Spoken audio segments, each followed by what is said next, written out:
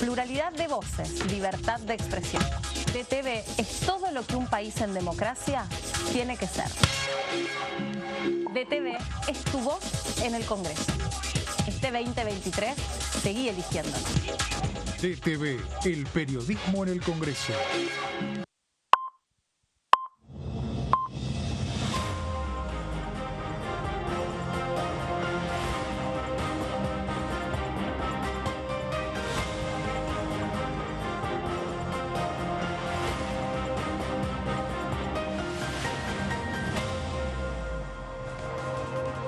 Hola, bienvenidos, feliz arranque de semana. ¿Cómo están todos? Aquí estamos para poder contar toda la información que se viene en la Cámara de Diputados después de lo que fue un día muy especial desde el punto de vista institucional, sin lugar a dudas, para la democracia también, para analizar todo lo que dejó la asunción de Javier Milei en el día de ayer y las primeras reuniones y anuncios que hubo en el día de hoy, ya con 2 comunicados oficiales por parte del vocero presidencial, con una reunión de gabinete que duró un poquito más de una hora en Casa Rosada, con algunas cuestiones muy distintas sobre la manera de comunicar y de moverse el gobierno nacional respecto, por lo menos a quienes montan guardia o en la Casa Rosada o que son acreditados en ese lugar. Así que muy interesante para ir viendo los primeros movimientos y a la expectativa de lo que puede pasar mañana con este primer paquete de medidas que va a anunciar el ministro de Economía, que llegó antes de las 8 de la mañana al Ministerio de Economía. Antes de esa reunión de gabinete ya estaba trabajando con su equipo, ya estaba delimitando algunas definiciones de lo que van a hacer mañana, algo así como 8 anuncios centrales por los que van a pasar los vectores principales de este gobierno nacional, que va a apuntar sustancialmente a la economía. Ustedes habrán visto que en los distintos comunicados, tanto de su vocero como del presidente de la Nación, los mensajes clave han sido muy identificados, ¿no? Por un lado, el no hay plata, no gastar más de lo que se tiene.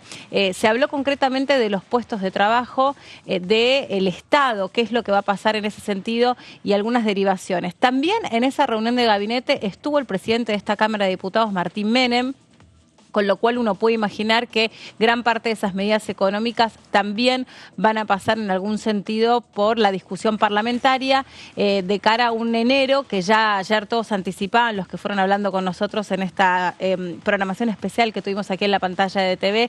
Dicho sea de paso, fue un lujazo porque nuestros compañeros estuvieron en lugares estratégicos y tuvieron distintas declaraciones pero muy importantes y significativas desde el punto de vista periodísticas, y en todas ellas se sabe que la discusión va a pasar en gran parte por este lugar, por este espacio parlamentario, así que la pantalla de TV también va a ser estratégica para poder contar todo lo que sucede en ese sentido en un enero que va a tener mucha actividad para el desembarco de este gobierno de Javier Milei. Hola Mary, hola Fabi, ¿cómo va? Hola bienvenidos. Mary, ¿cómo estás? Sí, efectivamente, vamos a repasar un poco también porque sí, toda la discusión o gran parte de la discusión del programa económico de Javier Milei va a pasar por la Cámara de Diputados, también por el Senado, pero fundamentalmente el debate principal estará en la Cámara de Diputados.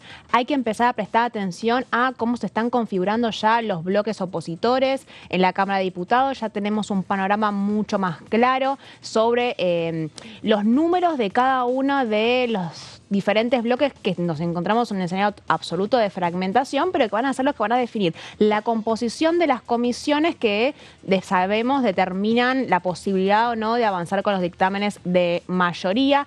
Es muy interesante analizar lo que terminó pasando con los Juntos por el Cambio, dividiéndose finalmente en muchos bloques, las negociaciones que están habiendo entre un sector del radicalismo con el sector de Monzó y Pichetto para conformar un interbloque junto a la coalición cívica, y después es un capítulo aparte lo que está pasando en Unión por la Patria, que al día de hoy tiene un bloque de 102 diputados, pero están habiendo conversaciones adentro sobre la posibilidad de convertirlo en un interbloque una vez que pase el verano.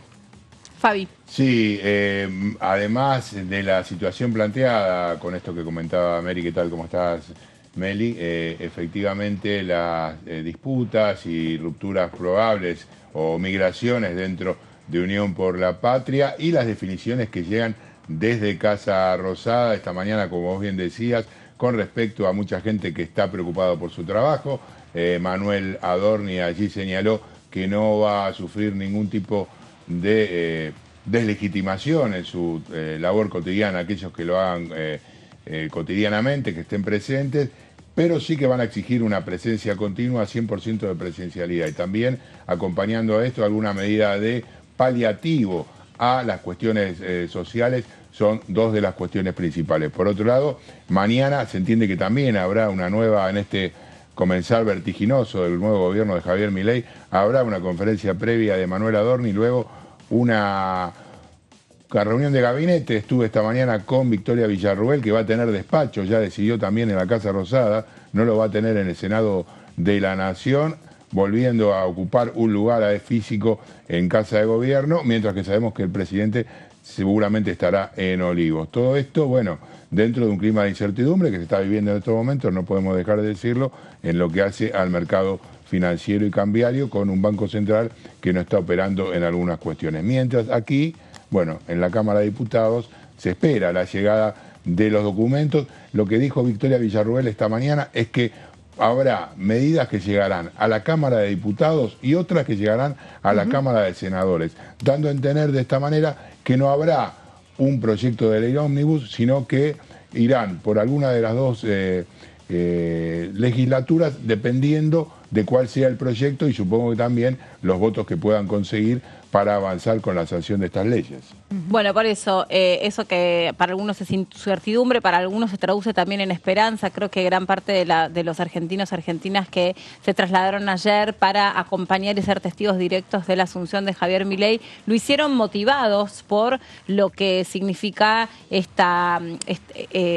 perfil de gobernantes, este perfil de funcionarios que precisamente no vienen en su gran mayoría de la política, sino que surgen de distintas áreas de conocimiento, con distintas experiencias y también con distintas miradas. De hecho, me llamaba la atención cuando vitoreaban o cuando Javier Milei dijo una vez más no hay plata, la gente cantaba no hay plata, no hay plata, y uno decía, pero ¿lo hacen porque no están entendiendo? No, lo hacen porque los ha convencido ese discurso y esa cajita de herramientas con la que llega este gobierno, que supone ajuste, que supone recorte, que supone que se terminen los privilegios, que supone una serie de cuestiones que las vamos a conocer y que se van a traducir también, como decimos, en leyes, y ahí hay que ver, digamos, cómo puede amoldarse ese programa de gobierno o esa plataforma de gobierno que viene con las características de la doctrina liberal libertaria, pero cuál se puede llevar a cabo o cuál se puede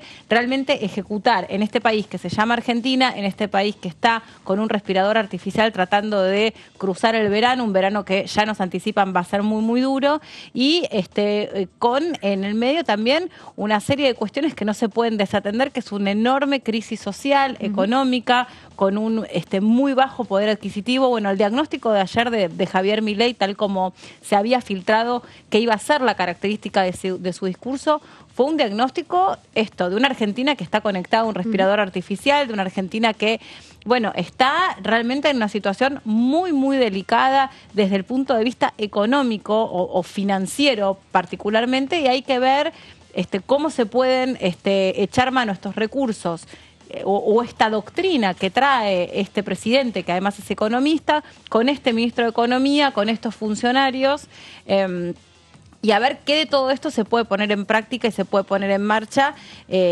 Hay que ver si hay algunos aspectos que se van a moderar, si efectivamente este supraministerio de Capital Humano va a contener a los que vayan cayéndose de la economía.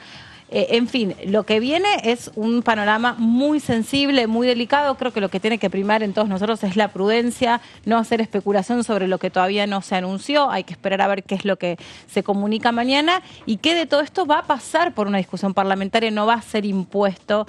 Y hay también en ese sentido, como bien decían ustedes, ir conociendo cómo se puede, dentro de un recurso que es muy, muy importante en la política, que es el recurso de la negociación, cómo se pueden armar distintos puentes para que el mal sea el menor posible, ¿no? Porque el daño va a haber, son medidas que son muy difíciles.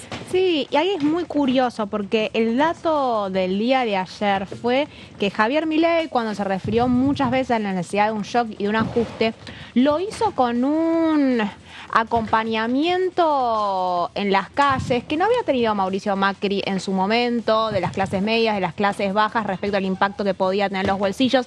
Tenemos acá un diputado que podemos conversar al respecto, pero es interesante, ¿no? Medidas de shock y de ajuste que van a tener un impacto directo en el bolsillo de la gran mayoría de la sociedad los primeros meses, como el propio Javier Milei anticipó, pero con un acompañamiento muy claro de un cierto sector de la sociedad que va a influir en cómo va a poder implantarse este tipo de políticas. Y te digo que ahora lo saludamos formalmente al diputado Carvajal, que está con nosotros, y lo sumamos, por supuesto, pero te digo que supongo que ustedes también ayer estuvieron aquí y formaron parte de este día tan especial, y cada uno desde su mirada periodística, a medida iba llegando al Congreso, va sacando como distintas fotos, ¿no? Distintas lecturas de lo que pasaba. Yo digo, perdón la autorreferencialidad, pero la sensación que yo me llevé es de gente que estaba espontáneamente en ese lugar. Sí, sí. Yo no he visto un solo colectivo de traslado de militancia o nada del folclore que uno por ahí está más habituado a ver, y me llamó la atención que había una enorme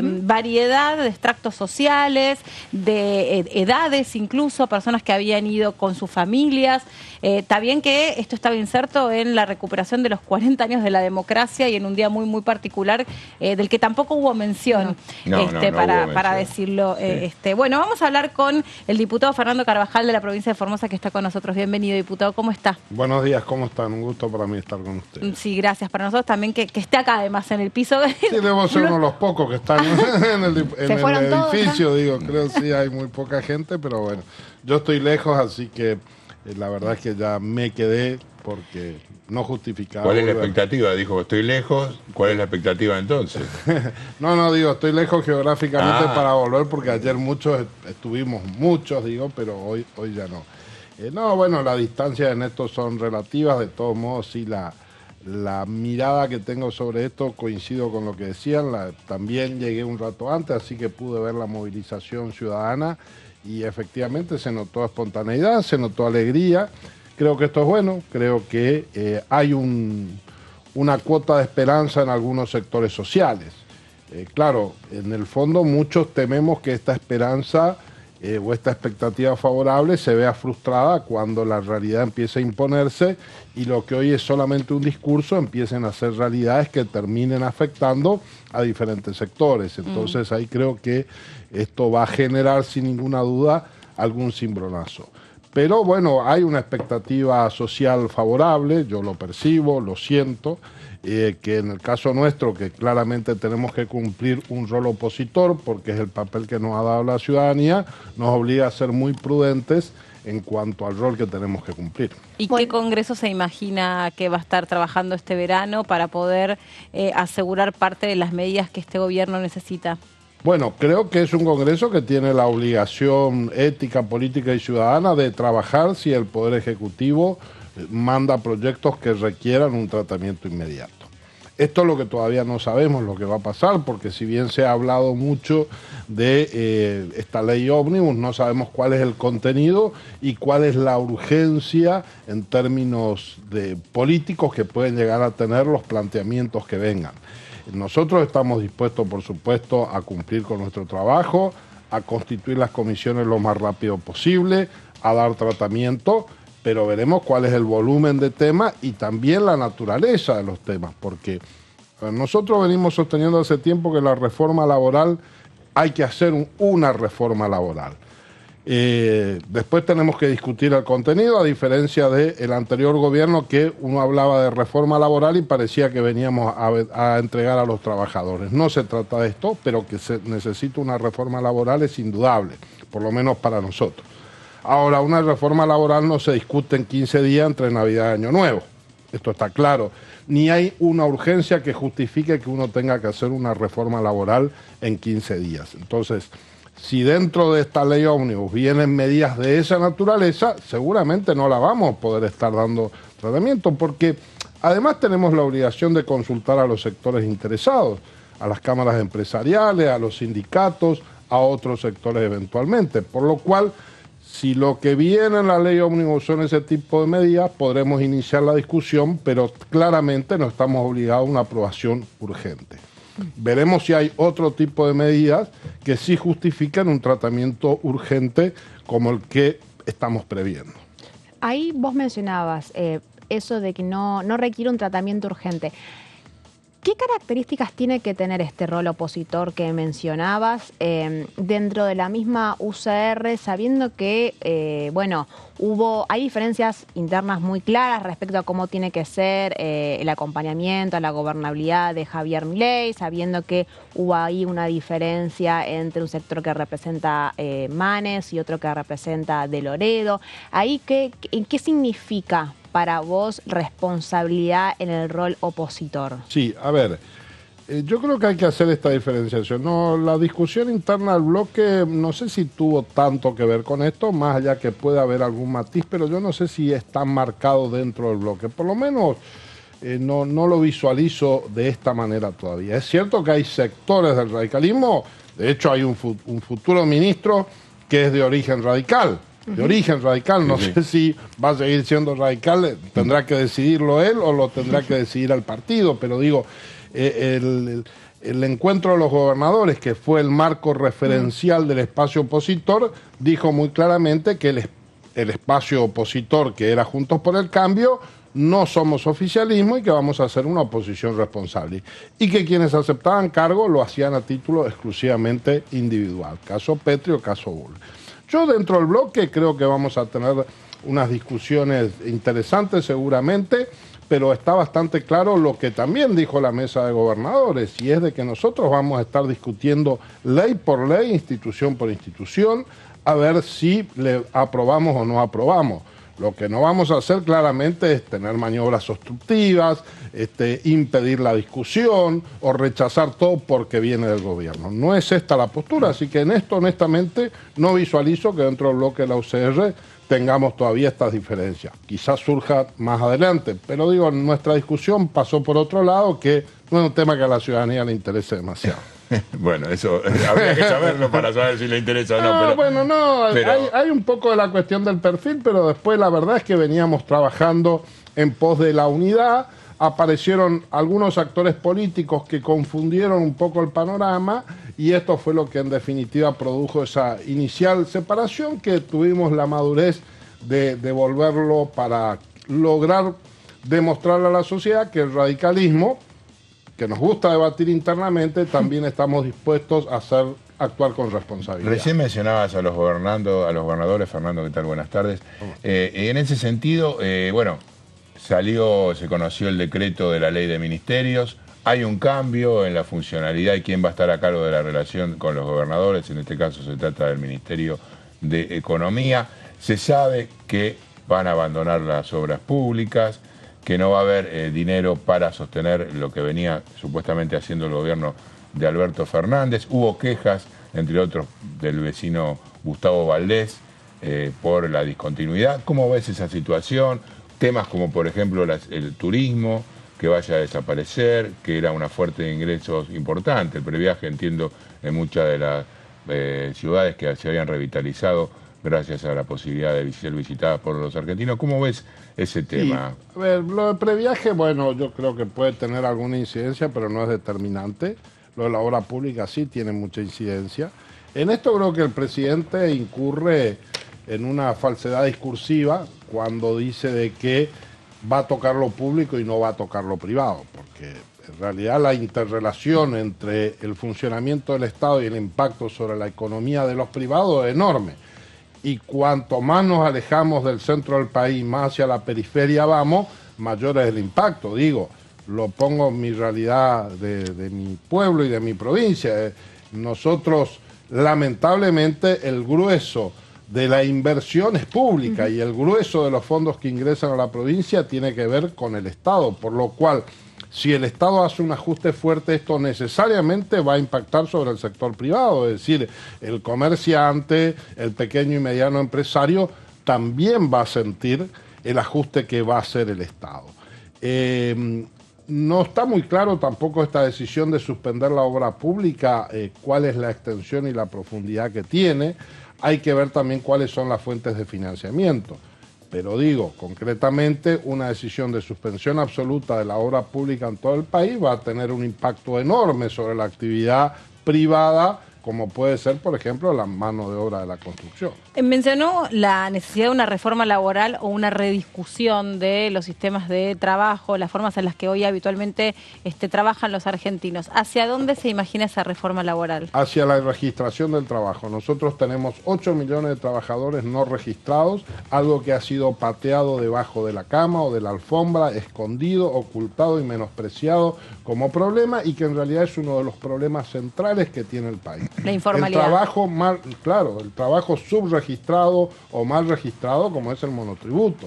Nosotros tenemos 8 millones de trabajadores que deberían estar como trabajadores registrados con todos los beneficios consecuentes, y están en ese régimen de semi-precarización en que se ha convertido el monotributo, que no es que pretendemos eliminar el monotributo, pero el monotributo tendría que estar reducido a lo que efectivamente es un sector de pequeños, de microemprendedores o pequeños emprendedores o de cuentapropistas, y no como hoy se lo utiliza, e inclusive lo utiliza el Estado y lo utilizan muchos estados provinciales, el de Formosa entre ellos, para encubrir un trabajo en relación de dependencia. ¿Y el Poder Judicial precarizado. Principalmente?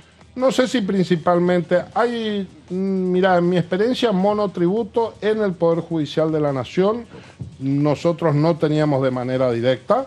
Sí había algo en la obra social del Poder Judicial, que los empleados de la obra social, entre otras cosas, tenía, que yo recuerdo cuando llegué al juzgado en Formosa, tuve algún intercambio de opiniones con la gente de la obra social, pues le dije, no podemos tener en el ámbito físico del juzgado personal como monotributo, que realmente es personal en relación de dependencia.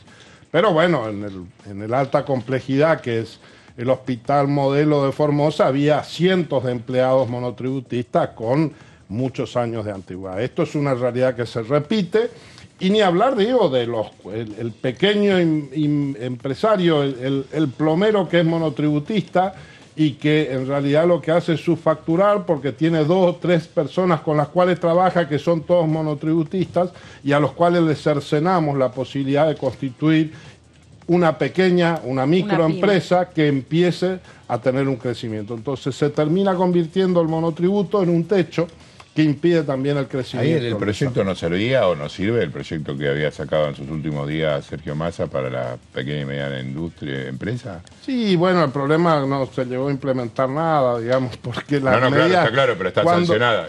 Sí, sin duda que las medidas de estímulo a las pequeñas y medianas empresas en un contexto de crecimiento y de impulso a la actividad productiva, sin duda que van a ser un instrumento útil. La verdad es que hasta ahora el presidente, la palabra producción, desarrollo económico, economías regionales están absolutamente ausentes de su discurso político. A nosotros desde el interior esto nos preocupa.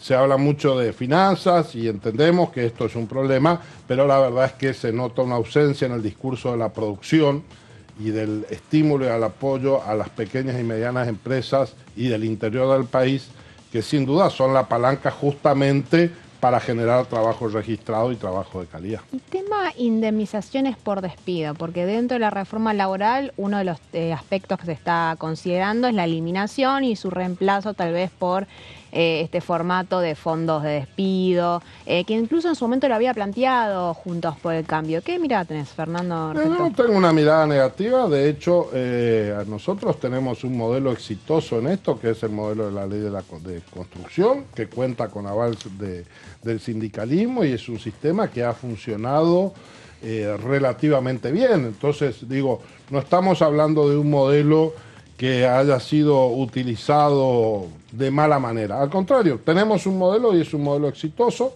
No sé si necesariamente implica o va a funcionar para todos los sectores.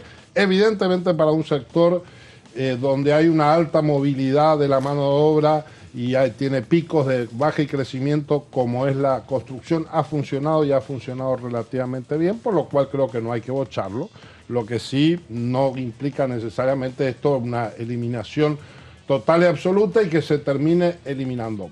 Me parece que es un tema que hay que estudiarlo. Sí, claramente, lo que sí digo, hay que pensar muy seriamente en la eliminación, en la cuestión de las multas por el trabajo no registrado, que se ha mostrado absolutamente ineficaz para lograr el objetivo que tenían. Recordemos que esas normas vienen de la época de la década del 90 y no han servido para... Digo, es un sistema penal, un sistema de castigo que pretende evitar el trabajo en negro. Bien, ha fracasado, entonces pensemos otra cosa. ¿Y por dónde podría ir? Eso no está funcionando. ¿Y por dónde podría ir, digamos? Porque está claro que ahí también tenés otra combinación que tiene que ver con algo que vos conocés bien, que es la justicia. Que muchas veces la justicia laboral no actúa en tiempo y forma, se ralentiza, tardan años, por ejemplo, en pagar juicios. Es otro tema. Sin duda que la necesidad de una justicia más eficiente y más rápida es necesaria. Yo en eso creo que termina más influyendo lo que pueden ser las tasas de interés que se aplican. En esto creo que sí hay que ser claro en el sentido de que tenemos que tener sistemas que disuadan del litigio y muchas veces se toman medidas que lo que hacen es promover el litigio y esto no tiene que ver con la defensa de los derechos de los trabajadores, que si bien está entremezclado no necesariamente tiene que ver con esto. Yo digo, las multas estas no han servido para la finalidad que tenían, que era evitar el trabajo en negro. Es una fuente de litigiosidad y me parece que hay que pensar otros caminos. Sin duda que las soluciones en esto no son fáciles, pero reitero, me parece que la política de Estado que nos debemos, que no existe hace muchos años, es la necesidad del trabajo registrado como una bandera compartida. Y lamentablemente el habernos negado a discutir cualquier tipo de reforma laboral ha impedido que discutamos seriamente esta cuestión. Si esto no quiere decir, a ver, yo he sido abogado de sindicalista, he sido abogado de sindicato, he sido abogado laboralista de trabajadores, por lo cual mi posición es de que hay que defender los derechos laborales.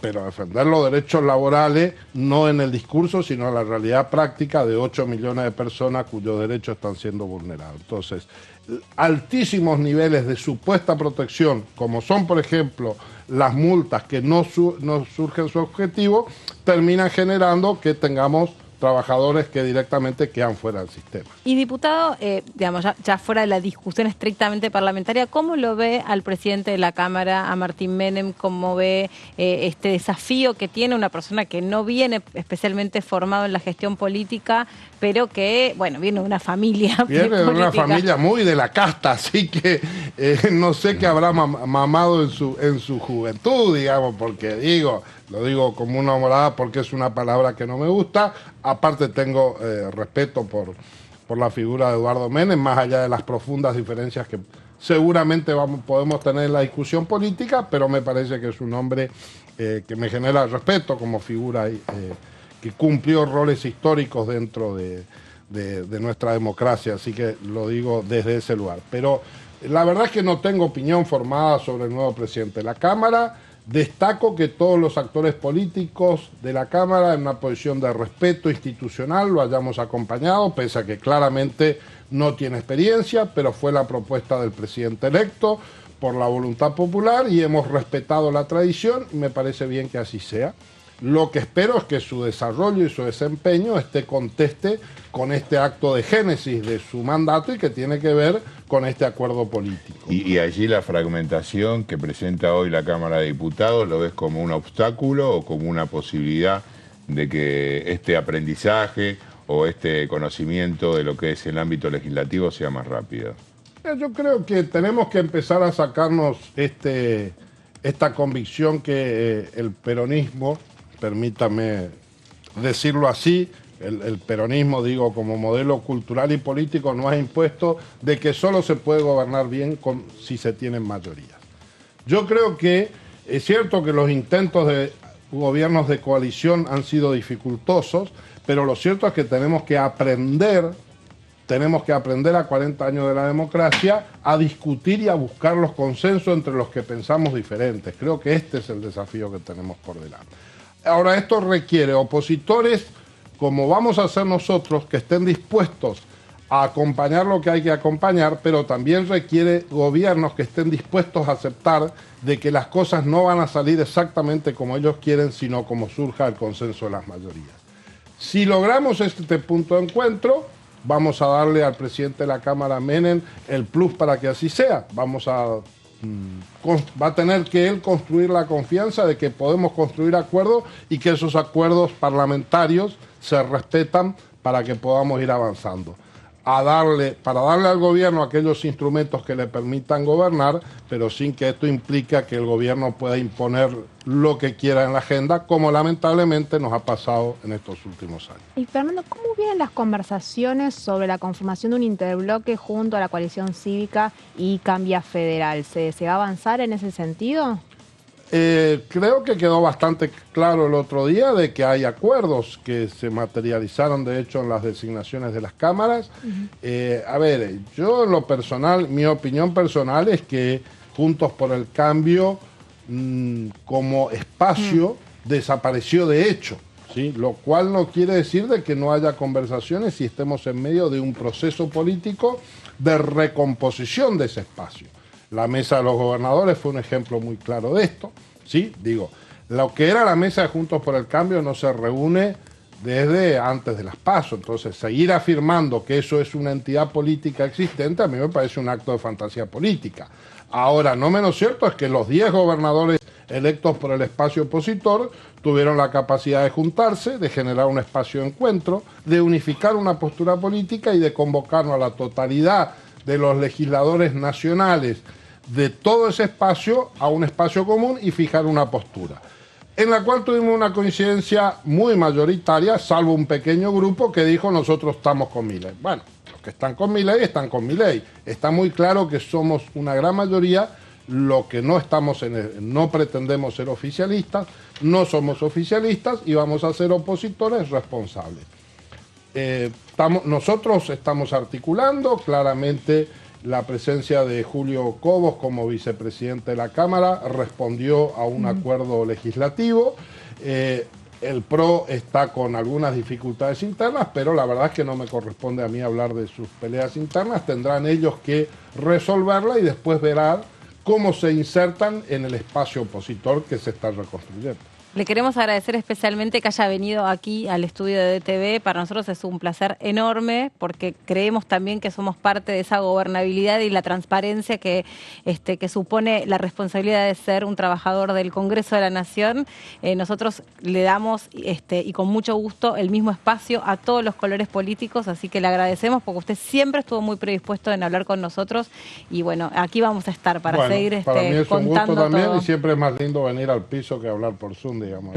Sí, eso es verdad. En la medida en que se puede, mejor venir. Sí, muchas gracias, diputado. Gusto, gracias. Mucha suerte para este tiempo que empieza hoy, en definitiva. Muchas gracias, muy amable. Y hablando de este tiempo que empieza hoy, nosotros ayer hicimos una transmisión especial, vivimos la previa desde un lugar, como les decíamos, estratégico, como la señal del Congreso de la Nación, acompañando lo que era la llegada de los líderes internacionales, de los parlamentarios, también desde ya siendo testigos directos de lo que fue un nuevo presidente elegido por un periodo que por suerte se está prolongando, un periodo democrático muy pero muy importante, y queremos compartir lo que fue parte de esta ceremonia de la asunción del presidente Javier Milei. De más de 100 años, los políticos han insistido en defender un modelo que lo único que genera es pobreza, estancamiento y miseria. Un modelo que considera que los ciudadanos estamos para servir a la política y no que la política existe para servir a los ciudadanos. Un modelo que considera que la tarea de un político es dirigir la vida de los individuos en todos los ámbitos y esferas posibles. Un modelo que considera al Estado como un botín de guerra que hay que repartir entre los amigos. Señores, ese modelo ha fracasado. Ha fracasado en todo el mundo, pero en especial ha fracasado en nuestro país. Así como la caída del muro de Berlín marcó el final de una época trágica para el mundo, estas elecciones han marcado el punto de quiebre de nuestra historia. En estos días, mucho se ha hablado de la herencia que vamos a recibir. Dejen que sea muy claro en esto. Ningún gobierno ha recibido una herencia peor que la que estamos recibiendo nosotros. Al mismo tiempo, De esos 15 puntos de déficit fiscal, 5 corresponden al Tesoro Nacional y 10 al Banco Central, por lo que la solución implica, por un lado, un ajuste fiscal en el sector público nacional de 5 puntos del PBI, que a diferencia del pasado caerá casi totalmente sobre el Estado y no sobre el sector privado. Bueno, ahí hablaba Javier Milei sobre algunas de las cuestiones que va rápidamente a empezar a ser la característica de este gobierno, es decir, que se terminen los privilegios, es decir, terminar con el despilfarro del Estado e ir hacia una eficiencia de los recursos. Vamos a compartir ahora sí un tramo más de su discurso y en un instante Fabi va a resumir lo más importante en placas que trajo para poder compartir con nosotros lo más destacado del discurso, pero lo escuchamos al presidente electo. A su vez, el cepo cambiario, otra herencia de este gobierno, no solo constituye una pesadilla social y productiva, porque implica altas tasas de interés, bajo nivel de actividad, escaso nivel de empleo formal y salarios reales miserables que impulsan el aumento de pobres e indigentes, sino que además el sobrante de dinero en la economía hoy es el doble que había en la previa del Rodrigazo. Para tener una idea de lo que eso implica, recordemos que el Rodrigazo multiplicó por 6 veces la tasa de inflación, por lo que un evento similar significaría multiplicar la tasa de inflación por 12 veces. Y dado que la misma viene viajando a un ritmo del 300%, podríamos pasar a una tasa anual del 3.600. A su vez, tranquilos que no termina acá, la herencia sigue. A su vez, dada la situación de los pasivos remunerados del Banco Central, la cual es peor que la que había en la previa de la hiperinflación de Alfonsín, en muy poco tiempo se podría cuadruplicar la cantidad de dinero y con ello llevar a la inflación a niveles del 15.000% anual. Esta es la herencia que nos dejan, una inflación plantada del 15.000% anual, la cual vamos a luchar contra uñas y dientes para erradicarla. Quiero que sepan que implica una inflación del 52% mensual, mientras que hoy mismo ya viaja a un ritmo, de acuerdo a estimaciones privadas, que oscilan entre el 20 y el 40% mensual para los meses entre diciembre y febrero. Esto es, el gobierno saliente nos ha dejado plantada una hiperinflación y es nuestra máxima prioridad hacer todos los esfuerzos posibles para evitar semejante catástrofe que llevaría a la pobreza por encima del 90% y la indigencia por encima del 50%. En consecuencia, no hay solución alternativa al ajuste.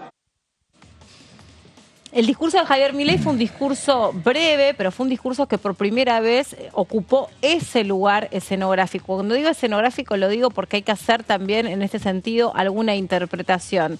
Recibió los atributos presidenciales dentro del Parlamento porque esos son los usos y costumbres. Así se hace el traspaso de mando, con algunas particularidades, con un Alberto Fernández que tuvo muy poca participación, con un cetro que lleva, por ejemplo, la imagen de los perros tan representativos y significativos para Javier Milei, una Cristina Fernández de Kirchner que se la vio mucho más simpática y fluida con Javier Milei que con el propio Alberto Fernández. Bueno, hay un montón de vicisitudes para analizar. De hecho, la figura de su hermana, que hoy ya conocemos, va a ocupar formalmente un rol en el Poder Ejecutivo, es la secretaria general de la Presidencia después de derogar un decreto que estaba vigente dentro de lo que fue el gobierno de Mauricio Macri, y le dio a ella, a su vez, durante la asunción, el lugar de la primera dama o la principal acompañante, quitándole ese lugar, lo digo quitándole entre comillas, ese lugar que está más bien asociado a la pareja afectivamente hablando, que podría haber sido Fátima Flores, que estuvo presente pero no ocupó ese lugar dentro del protocolo. Tampoco es protocolarmente esperable ese discurso en las escalinatas del Congreso de la Nación, pero si no está prohibido, está permitido, no había ninguna objeción, salvo alguna observación vinculada a la seguridad, pero saldada esa cuestión en relación de lo que podía significar el riesgo de que todos los mandatarios internacionales estuvieran también al aire libre y es mucho más difícil la custodia, saldada esa cuestión, se le pudo permitir también que ese discurso se diera en las escalinatas. Lo más importante lo tiene Fabi para compartir con nosotros. Sí, además, para agregarle a ello, bueno, de alguna manera cuando terminó y se retiró Javier Milei, desde los altoparlantes de la propia recinto le pedían a los diputados que se mantengan sentados para escuchar las palabras del presidente. Bueno, los diputados de la oposición, muchos se fueron bastante ofendidos por la situación planteada, inclusive lo calificaron como antirrepublicano. El propio diputado Ferraro lo hizo ayer cuando se iba por los pasillos. Algunos le restaron un poquito de importancia, pero lo cierto es que allí estuvo Javier Milei en una moda que parece que va a surtir efecto, Melina, porque hoy a las 6 de la tarde va a asumir el cargo Axel Kicillof en la provincia de Buenos Aires, va a hablar en el recinto del Palacio del Congreso bonaerense y después va a salir al exterior a hablarle a la gente que va a estar apoyándolo allí. O sea, a los bonaerenses. Exactamente, o sea que de alguna manera va a estar allí en la plaza del centro de la ciudad de Las Diagonales, en alguna manera tomando la iniciativa que planteó ayer Javier Milei. Pero como vos bien decías, y lo expresaba en las tapes que vimos hace un ratito Javier Milei, el nudo central está cruzado por algunas cuestiones, las fundamentales, se las volvieron a reiterar hoy a la mañana a Manuel Adorni, la cuestión económica. Pero vayamos, si querés, a alguna de las frases más importantes de un discurso que duró casi una hora, 40 y pico de minutos. Algunos especulaban que inclusive fuese menor la cantidad de tiempo. Pero le llevó unos minutos hacer como este diagnóstico del país que recibe, ¿no? Eso fue bueno, pero igualmente gran parte. Yo creo que en ese sentido hubo mucho énfasis en el país que recibe, hubo frases que se reiteraron a lo largo de su discurso. Creo que inclusive Chequeado sacó la cantidad de palabras la cantidad de veces que dijo cada una de las palabras. Como dijo recién el diputado Carvajal, no figura la palabra democracia, no figura la palabra derechos humanos. Ayer fue el Día Universal de los Derechos Humanos, no figura la palabra producción. Así que vamos, si querés, entonces a destacar lo que dijo. Hoy comienza una nueva era en la Argentina, no hay vuelta atrás. Hoy enterramos décadas de fracasos, peleas intestinas y disputas sin sentido. De alguna manera, a lo largo de estas palabras, destacó lo que viene diciendo en toda la campaña electoral, reafirmándolo con algunos datos, si querés, un poquito más enfáticos y de alguna manera más subrayados. El porcentaje de inflación que supuestamente le dejaría Sergio Massa, habló de 15.000% la posibilidad de este número, pero vayamos desarrollándolo.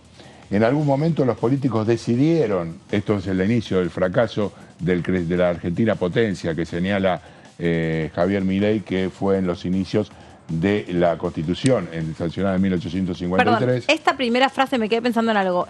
Así empieza el discurso él después de saludar con la voz del león, hola a todos pero rasposo. Sí. Ahí el discurso empieza con hoy comienza una nueva era en Argentina. Todos los que nos dedicamos a la comunicación y más que nada a la comunicación oral, entendemos que esa primera manera de dirigirse al público es la que te determina la predisposición de la audiencia para escucharte. No es lo mismo que él hubiera empezado con no hay vuelta atrás, o sea, sacándole la primera oración, o hoy enterramos décadas de fracasos, a esa primera oración que apela directamente a una emoción. Y a la esperanza. A la esperanza fundamentalmente. Es una muy buena manera, desde mi punto de vista, yo dije, bien, porque como lo que iba a seguir iba a ser 60 minutos de bajón, todas cuestiones que obviamente te van a comunicar que hay que ajustar, que no va a haber plata, que va a haber desempleo, que va a haber más pobreza, que no te va a alcanzar la guita que cobras, etcétera, etcétera, que empiece por lo menos predisponiendo y generando una emoción positiva, es un buen arranque de un discurso de estas características, sobre todo porque te estás dirigiendo directamente de cara a la gente y dejando espaldas la institución, ¿no? Entonces me parece que está muy bien, eso es lo que se llama el exhorto, o sea, el captar rápido la atención del otro y generar en el otro una emoción. Y es una emoción positiva la que le eligió transmitir. Por supuesto, como vos bien decís, el desarrollo que fue posterior habla de la necesidad de hacer un esfuerzo, de que el paraíso, si querés, entre comillas, va a estar después que atravesemos el desierto, que es en síntesis, creo, lo que marcó el discurso, que hay que con la metáfora de los macabeos. Hay que colapsar para después poder crecer. Con la metáfora de los macabeos, es muy interesante también cuando él hace toda una alegoría en relación a que estamos atravesando la fiesta de las luminarias, la fiesta de Hanukkah, que es también la conmemoración del pueblo macabeo y cómo se recupera la vida judía después que se destruye el templo de Jerusalén. Es una muy, digamos, pasa que para nosotros es una comparación que para nosotros que es un poco distante porque obviamente no todos estamos familiarizados con la historia judía, pero más allá de la religión, lo que trae esa metáfora también es muy interesante para analizar. Digámoslo que en líneas generales toda la educación judeo-cristiana tiene el sacrificio como una de sus banderas, ¿no? Vos vas a conseguir una mejor vida cuando efectivamente seas recibido en el cielo, digamos, todo lo que tiene que ver con la estructura de un pensamiento que en este caso no se vuelca solamente a la iglesia, sino que se vuelca a la vida cotidiana. Vamos a tener que efectivamente ajustar, aplicar un shock para que después sí, ese shock sí va a servir y este ajuste sí va a servir, que era lo que decían en la campaña electoral. Estamos esforzándonos para algo que no va a tener ninguna salida colectiva beneficiosa. Y ahora pareciera que ese esfuerzo sí va a conducir a un camino diferente. Sí, hay lo que también suma esa frase, no es solamente la perspectiva del sufrimiento del presente para un futuro más provechoso, sino que dialoga directamente con la debilidad institucional con la que sabe Javier Milei que asume, porque se refiere a la poca cantidad, dice, no depende tanto de la cantidad de luchadores, no sé cómo sacamos la fecha, sino de las fuerzas del cielo, alineándolo directamente con la realidad numérica que tiene el Congreso de la Nación, así como la realidad de la poca cantidad de intendentes que tiene, la existencia de gobernadores, toda esa red territorial que en la Libertad Avanza son muy conscientes que carecen y que desde parte de la oposición están todo el tiempo remarcándoselo cómo van a hacer para gobernar sin ningún tipo de respaldo ni red política más allá de la propia presidencia de la Nación. Bueno, parte la va a decir, bueno, nosotros tenemos esto, sabemos que tenemos estabilidad, pero la fuerza de nuestras convicciones y el programa económico que nosotros creemos que tenemos que llevar a cabo va a ser suficiente porque eso va a llevar a determinado tipo de beneficios. Y ahí es una conversación directa con la realidad del Congreso de la Nación, hablaba muy directamente a ese tema.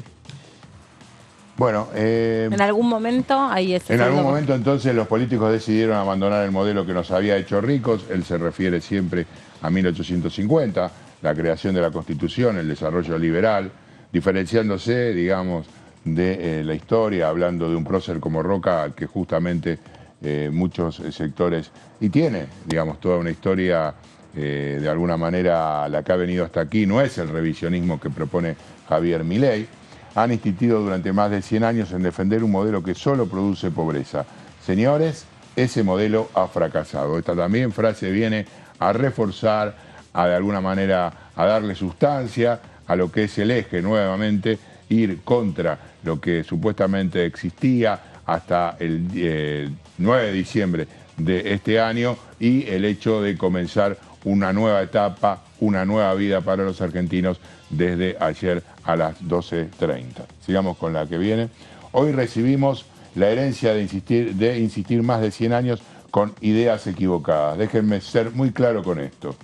Ningún gobierno ha recibido una herencia peor que la que vamos a recibir nosotros. Ese recurso también cuando un orador enfatiza con, viene hablando y de vuelta lo que ancla la atención es, déjenme ser muy claros con esto, es como que te estoy hablando y acá traigo el resaltador y que esto es el mensaje que te tiene que quedar claro, que es horrible la situación en la que nos encontramos. Y ese también suele ser un buen recurso para lo que es la gestión de una crisis, porque vos decís, si después resulta que no fue tan horrible, si después resulta que yo te dije que ibas a estar con el agua hasta acá y después la tenés hasta acá, bueno, es mucho más... No, y yo salgo un poco... Mejor parado. Claro, un poco mejor parado en la gestión de esa crisis. Sí, y esto es otra de las columnas vertebrales, de las palabras de cada uno de los funcionarios, con cada ministro, con la vicepresidenta, que por ejemplo hablé esta mañana, con los distintos funcionarios con los que uno se cruza, es la devastada situación en que han recibido el Estado Nacional. La situación de caos, de desastre, no sé cuántas veces dijo la palabra hoy a la mañana Manuel Adorni en las dos oportunidades en que estuvo con nosotros en el Salón de Pueblos Originarios, pero esta es otra de las partes sustantivas que vienen marcando. El primero en pronunciarla fue el ministro de Economía, el jueves a la noche, cuando salía del Hotel Libertador. Es la peor herencia que recibió ningún gobierno democrático. Bueno, los que tenemos unos años sabemos lo que fue vivir la época de Alfonsín. El hecho, en mi caso particular, por ejemplo, yo tenía un comercio y trabajaba en un comercio.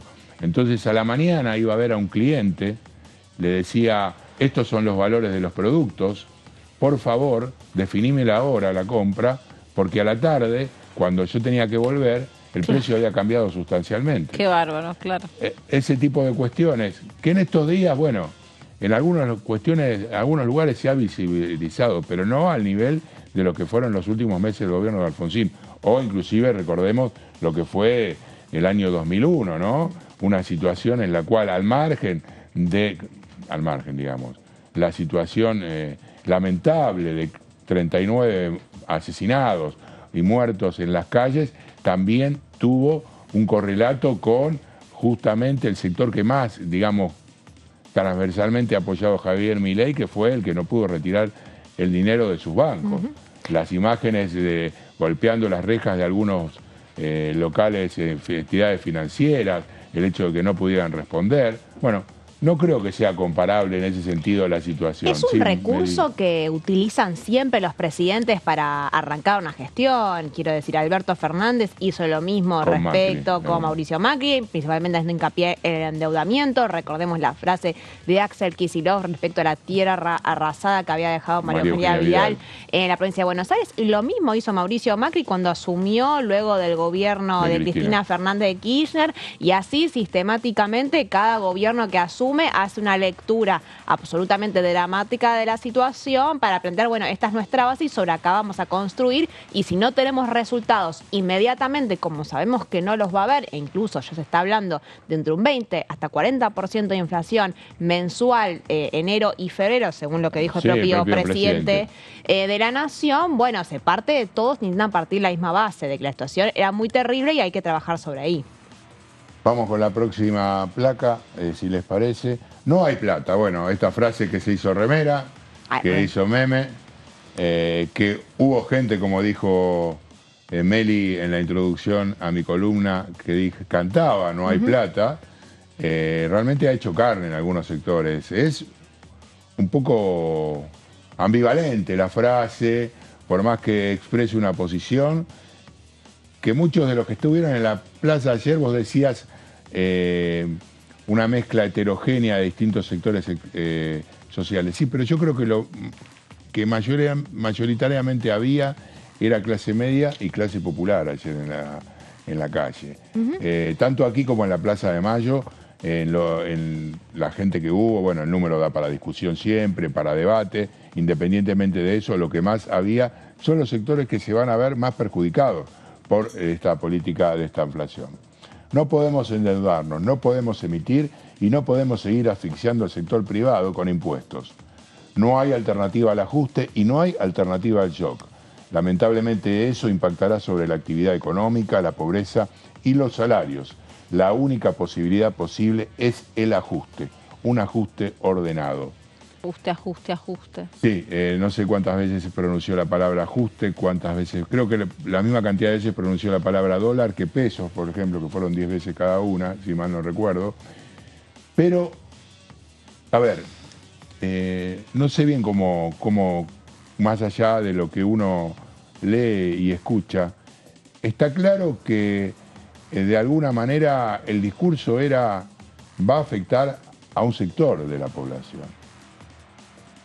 Y hoy la realidad parece que se está dando vuelta y todos van a ser los que van a tener que soportar eso. Por eso, desde algunos sectores que habían impulsado fuertemente a Javier Milei, y lo ha dicho el propio presidente, el tema del sacrificio y del ajuste como una única medida es lo que ve en el horizonte. Y a esto le agrego un dato, porque también dijo que el shock era la única forma de salir adelante. Ahora, hay shocks y hay shocks. Hay shocks que son de ajuste y hay shocks que pueden ser distributivos. Siempre hay una decisión política para llevar adelante todo este tipo de medidas. En definitiva, lo que plantea es que tiene un solo camino para recorrer. Y yo creo que desde el punto de vista individual o social, nunca hay un solo camino. Es lo que me parece, digamos, es una definición. Claro. Vamos con la que sigue. ¿Te parece, sí. ¿Te parece que hagamos un corte, Fabi, y seguimos compartiendo Dale. entonces lo que dejó el discurso del presidente electo ayer en el día de su asunción? Una pausa muy cortita y seguimos adelante.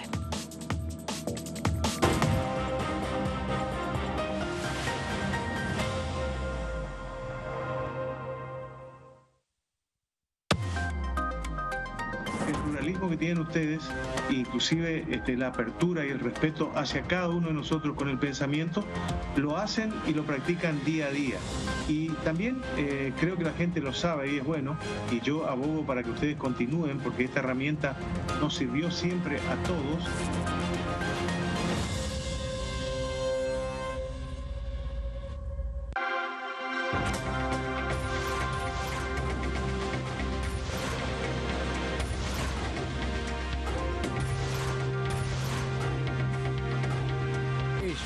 Son tu voz en el análisis. DTV, el periodismo en el Congreso.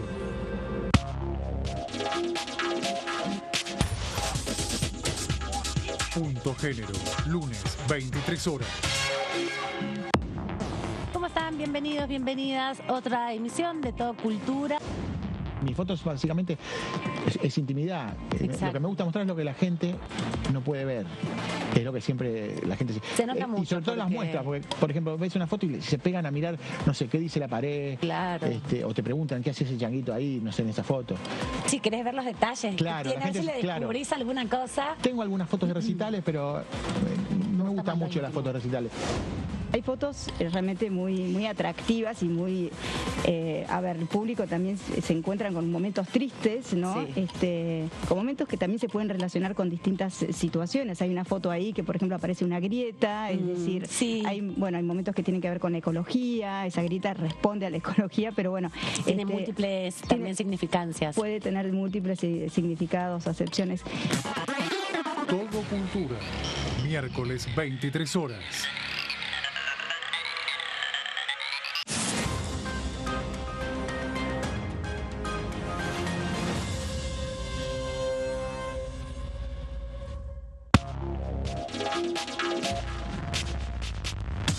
DTV es información, diálogo, análisis. DTV es federalismo, pluralidad de voces, libertad de expresión.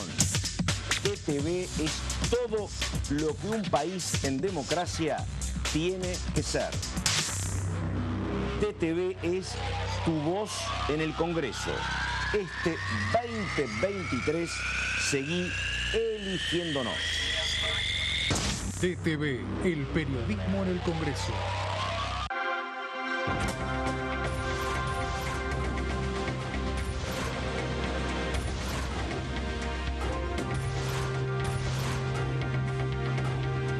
Ellos son tu voz en el análisis. DTV, el periodismo en el Congreso. Hola, hola, ¿cómo les va? Muy bienvenidos a una nueva edición de Coagenda. El abordaje de la problemática de los efectos del cambio climático sobre los ecosistemas costeros es, como vos dijiste, un área de estudio interdisciplinar. O sea, nosotros estudiamos el ambiente, el ecosistema desde el punto de vista biológico, físico, químico, pero como sabés, los ecosistemas costeros son los sitios en donde habita un enorme porcentaje de la población. Vos recién mencionabas esto de los tips y tal vez el contenido de mi cuenta, que en un principio, que arrancó en el 2019 y hasta ahora siempre estuvo bastante vinculado con el cambio de hábitos, lo que podemos hacer desde nuestro lugar, lo que hablábamos recién, bueno, o la vez pasada sobre la industria de la moda.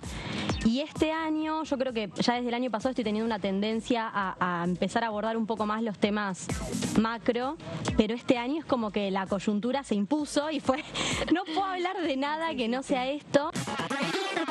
Ecoagenda, jueves 23 horas.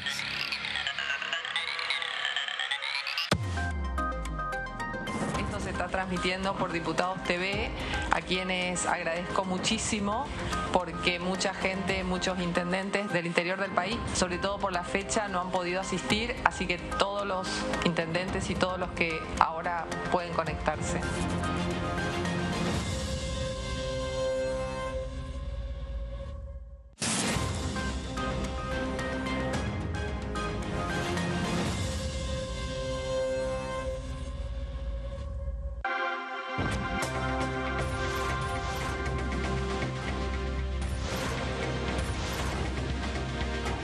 Ellos son tu voz en DTV, el resumen. DTV, el periodismo en el Congreso.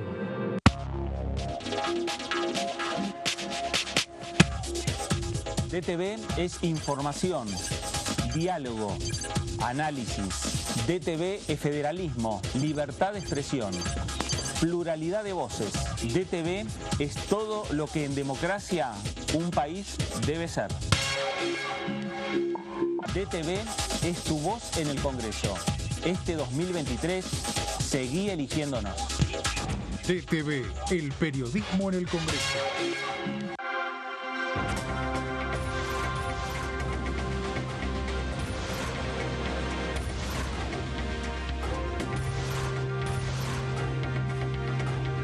Ellos son tu voz en la tercera edición. DTV, el periodismo en el Congreso.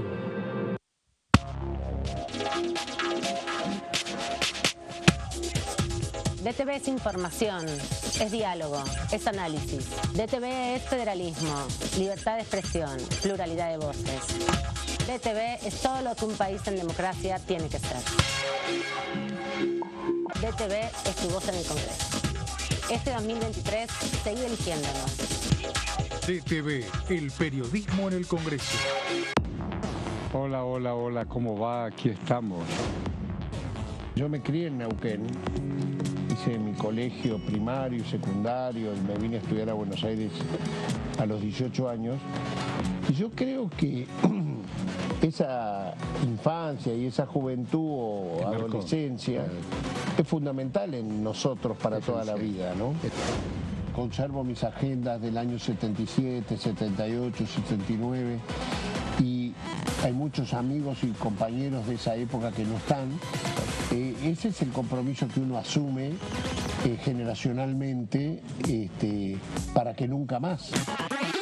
DTV Entrevistas, viernes 23 horas.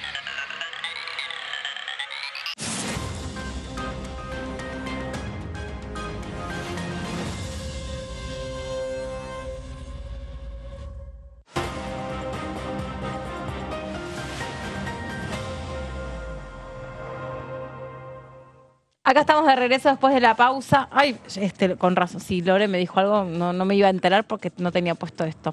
Bueno, Lore, ahora sí me contás todo lo que querés. Ah, perfecto, ahí está. ¿Viste qué fácil que es a veces comunicarse? Yo voy a decir algo. Tenés una repentización muy importante.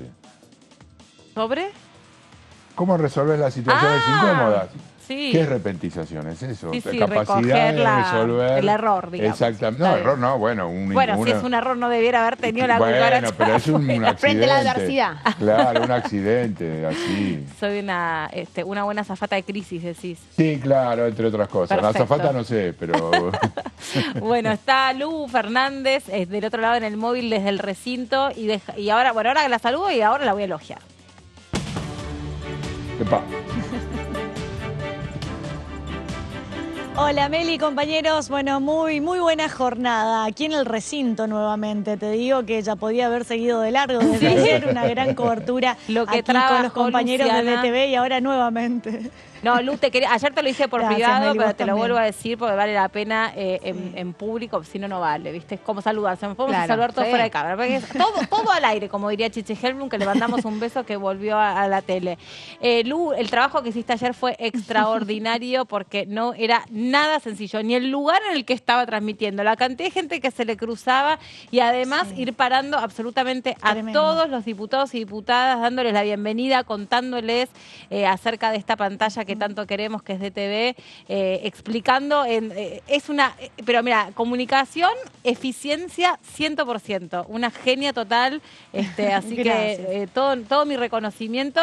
Y Sergio también, por supuesto, nuestro camarógrafo estrella, que nada hubiera sido posible sin, te juro la verdad, el trabajo tuyo y el de Gonza, que estaba en el otro la puesto. calle, sí, No, en la estuvimos calle y después en la entrada. Bueno, pero en la privilegiada de calle los no sabes la que mandatarios. fue la lucha grecorromana para conseguir un primer plano de los funcionarios que iban llegando, los ministros, los diputados.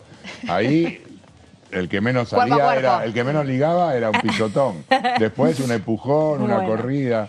Épocas de cronista de las que me Sí, acuerdo fue un gran perfectamente. trabajo. Meli. Sí, bueno, Meli, agradecerte también a vos por sobre todas las cosas que llevaste adelante la conducción del programa de la Asamblea Legislativa en un día que fue muy esperado y muy importante también para la República Argentina, que fue ni más ni menos, la presidencia de Javier Milei, también defendiendo lo que es el trabajo de los compañeros de DTV, porque nosotros somos los que ponemos la cara, Meli, pero detrás hay un montón de compañeros que dependen de este trabajo, como Sergio el camarógrafo, los compañeros que están en el piso, la gente que está en producción, maquillaje, vestuario, son un montón de personas que conforman y que trabajan día a día y que realmente vienen a laburar todos los días y que ponen lo mejor y con mucho amor sacaron adelante este canal de televisión, ¿no? Este canal de noticias parlamentarias, que al ser un canal muy tematizado, ¿sí? Tiene una responsabilidad diferente, porque no cualquier persona tiene por ahí la capacidad y la responsabilidad de poder comentar la ley con la responsabilidad que eso conlleva, ¿no? Vos no podés pifiarla a la hora de comentar la ley, no podés tomártelo sin la responsabilidad que nos tomamos todos los trabajadores de DTV hace ya casi 4 años desde que está al aire esta pantalla. Así que Meli, también felicitarte a vos, no solamente por el trabajo de ayer, sino también por el trabajo a lo largo de todos estos años, que si no hubiese sido por todo este trabajo en equipo que implica la gente de presencia en el piso, la gente de los móviles, la producción, vestuario, maquillaje y todo lo que lleva DTV, bueno, sin ellos no podría hacer lo que hacemos. Y el día de ayer fue una jornada sumamente importante y creo que fue también la oportunidad para dar la bienvenida a los nuevos, a los libertarios que no conocían quizá el canal de televisión y por sobre todas las cosas enseñarles que es el canal de ellos, ¿sí? Que este canal está creado y pensado justamente para los legisladores nacionales, porque quizá en otro canal de televisión no pueden ir a comentar con el tiempo y la dedicación sobre algún proyecto de ley sobre el cual están trabajando o sobre los temas específicos sobre los cuales se trabajan en sus provincias. Esta es una pantalla que por suerte es muy federal y eso te digo que para los que somos del interior, tanto yo como un montón de otros diputados que vienen del interior, es sumamente importante y sumamente valorable, ¿no? Que incluso esta pantalla pueda darnos la posibilidad de trabajar otras personas que somos de otras provincias, que no somos solamente de Buenos Aires, porque eso los diputados lo ven. Ayer lo hablaba con la diputada 10, que ella es de Santa Fe, y decía lo importante que es mostrar el federalismo en una pantalla de alcance y llegada nacional como es Diputados TV. Así que gracias por el reconocimiento y también felicitarlos a ustedes por el trabajo en el piso. Bueno, Lu, contanos, ¿qué se viene? Porque estás en el lugar por donde va a pasar gran parte de la actividad del verano en términos políticos. ¿Qué pudiste averiguar vos que estuviste charlando con los diputados y las diputadas ayer? Sí. Mira, lo que se esperaba para el día de hoy era que inmediatamente se convoque a extraordinarias, algo que no pasó. Al final no sucedió y lo que hablaba ayer con algunos diputados, tanto del Frente de Todos, de lo que era Juntos por el Cambio, en su momento, recordemos, Juntos por el Cambio ya no existe más como bloque, sino que está dividido entre la UCR por un lado y el PRO por el otro. Lo que me decían es que al parecer este primer tramo del gobierno puede que incluso sea durante todo el mes de enero que se empiece a gobernar por decreto. Lo que puedan hacerlo por decreto lo van a ir sacando por decreto y recordemos que si el presidente nos llama a extraordinarias, el Congreso no se puede autoconvocar. Por lo tanto, si el presidente nos llama a extraordinarias, recién va a empezar a funcionar a partir del 1 de marzo, que es el periodo donde se abren las sesiones ordinarias. Así que habría que ver, ojo con ese dato, Meli, está en duda. Por la información que tengo yo, está en duda si se va a empezar a llamar a las extraordinarias y bueno, y el paquete de leyes que habían dicho que iban a enviar, que al parecer ahora no va a ser un gran paquete, sino que van a ser pequeños paquetes tematizados, ¿no? Claro. Trabajar sobre lo que me decían a mí, uno de los primeros temas que quieren empezar a trabajar tiene que ver con la reforma laboral, ¿sí? Por el tema de las indemnizaciones, por sobre todas las cosas. Bueno, sabemos que Javier Milei ayer sacó un decreto en el cual establece la modificación del Estado, ¿sí? Donde reduce incluso la cantidad de ministerios. Bueno, ya se empiezan a ver plasmadas las políticas que él las hizo en campaña, que las prometió en el discurso presidencial, incluso ayer frente a todas aquellas personas que se convocaron en la plaza y que también las empezó a llevar a cabo. Así que por el momento lo que corresponde, si uno mira lo que es el reglamento de la Cámara de Diputados, una vez que termina un mandato un presidente, una gestión y asume inmediatamente la otra gestión, lo que deberían llamar por lo menos es a que se convoquen las 3 principales comisiones. Estamos hablando de Presupuesto y Hacienda, de Asuntos Constitucionales y de Legislación General. El eje de la reforma que quiere establecer Javier Milei principalmente va a pasar por esas 3 comisiones. Así que en el momento en que tengamos el dato y la publicación en la agenda que diga que está citada las comisiones para la constitución de autoridades, ahí ya podríamos decir que estamos viendo luz verde para que empiecen a tratar los proyectos en comisión. Algo que me dicen que por el momento no va a pasar, lo que me decían a mí es que por el momento al parecer se va a gobernar por decreto en la medida que puedan, hasta lo que deban, porque recordemos que hay ciertos temas en los cuales no se puede gobernar por decreto, que necesariamente tienen que pasar probablemente, por reformas Lu, aquí del Congreso. Estoy pensando, ¿no? Hoy en esta primera reunión de gabinete estuvo presente Martín Menem. Hay que esperar también que se terminen de delinear los anuncios que va a hacer mañana Luis Caputo, el ministro de Economía. En ese sentido también me parece que gran parte de la primera parte de los anuncios o la batería de estos vectores principales van a ser económicos. Y después ya probablemente, porque lo que charlábamos un poco ayer al aire con los diputados y las diputadas a quienes íbamos conociendo, es que se espera un enero de bastante actividad. Y yo creo que hay que dejar como que se acomode un poquito, ¿no? Falta lo más importante, que es la serie de anuncios económicos. Y no por nada Martín Menem, el presidente de la Cámara de Diputados, estuvo en esta reunión de gabinete, va a tener un rol muy, muy importante, porque lo explicás bien vos, que sos abogada además.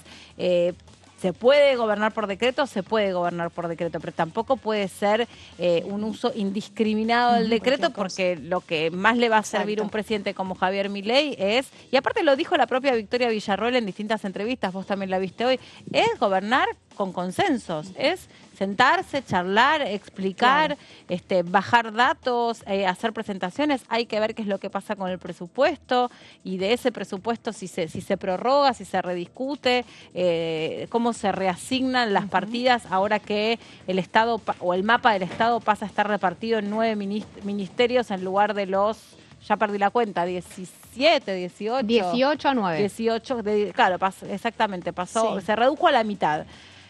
Así que bueno, me parece que es como una discusión que en parte me parece muy importante y muy sustancial que pase por aquí, por el recinto, ¿no? Y mucho, de hecho, Meli, mucho de lo que venís diciendo se va a terminar de definir en las propias provincias. Los gobernadores siempre tuvieron un rol fundamental, pero en este gobierno en minoría, que recordemos que es el tercer gobierno consecutivo que gobierna en minoría. Mauricio Macri gobernó en minoría, Alberto Fernández también, y Milei en una ultra minoría porque tiene un bloque en diputados de nada más y nada menos que 38 diputados y 7 senadores. Necesita sí o sí de los acuerdos, necesita sí o sí de los consensos, pero la particularidad de Javier Milei es que no tiene ningún gobernador.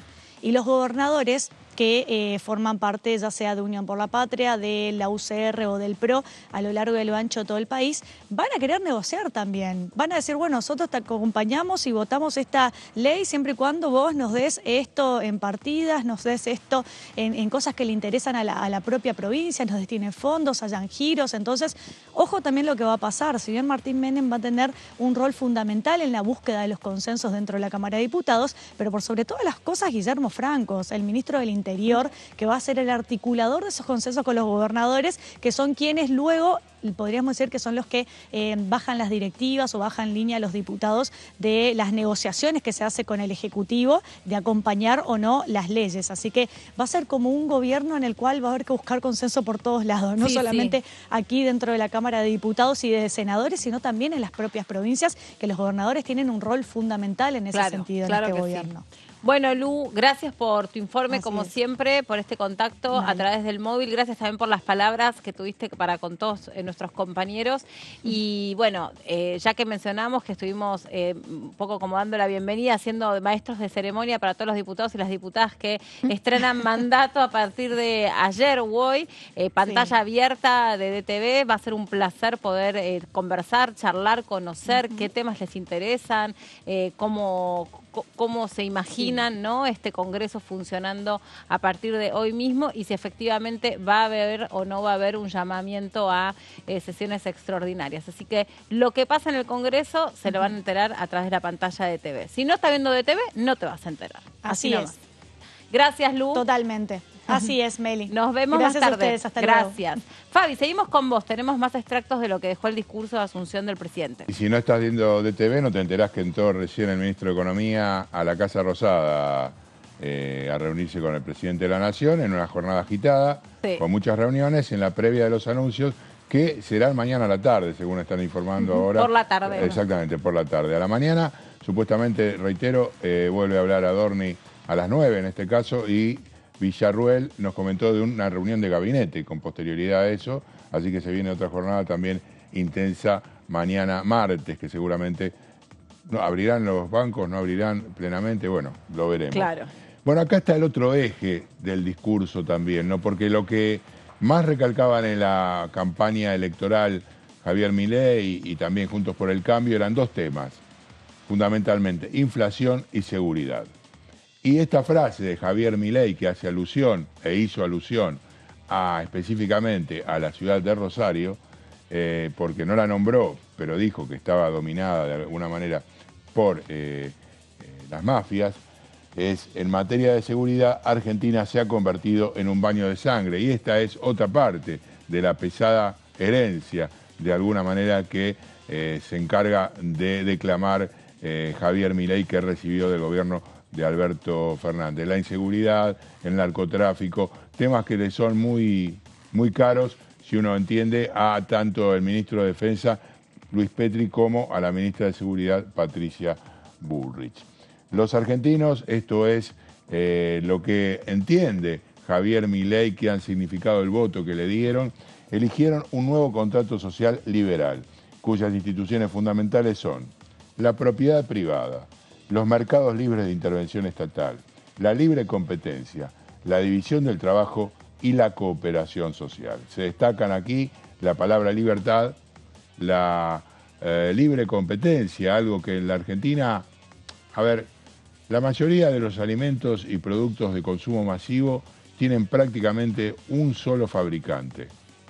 No puede haber libre competencia entre distintos productos cuando el 97% o el 75% de la producción de la harina, del aceite, del azúcar, de los fideos recae en un solo productor. Ahí tiene que intervenir la Ley de Defensa de la Competencia, tienen que intervenir organismos que de alguna manera lo regulen. Bueno, de todo esto reniega el presidente Javier Milei. Hoy a la mañana, inclusive, en la conferencia de prensa de Manuel Adorni se le consultó por el tema de los precios y la situación que vivimos los argentinos de a pie con respecto a las variantes importantes que han surgido en los últimos tiempos. Dijo, bueno, la verdad no tengo ninguna medida para decirles que puedan tomar. Seguramente en los próximos días elevaremos algún tipo de mecanismo para que se puedan denunciar. Pero Milei confía abiertamente, y lo ha dicho, en la posibilidad de que el mercado se autorregule. Vamos con la que sigue. No venimos a perseguir a nadie. Esta frase es importante. Inclusive se supo en off que fue una de las conversaciones que sostuvo Cristina Fernández de Kirchner con Javier Milei en ese breve tiempo en el que estuvieron juntos.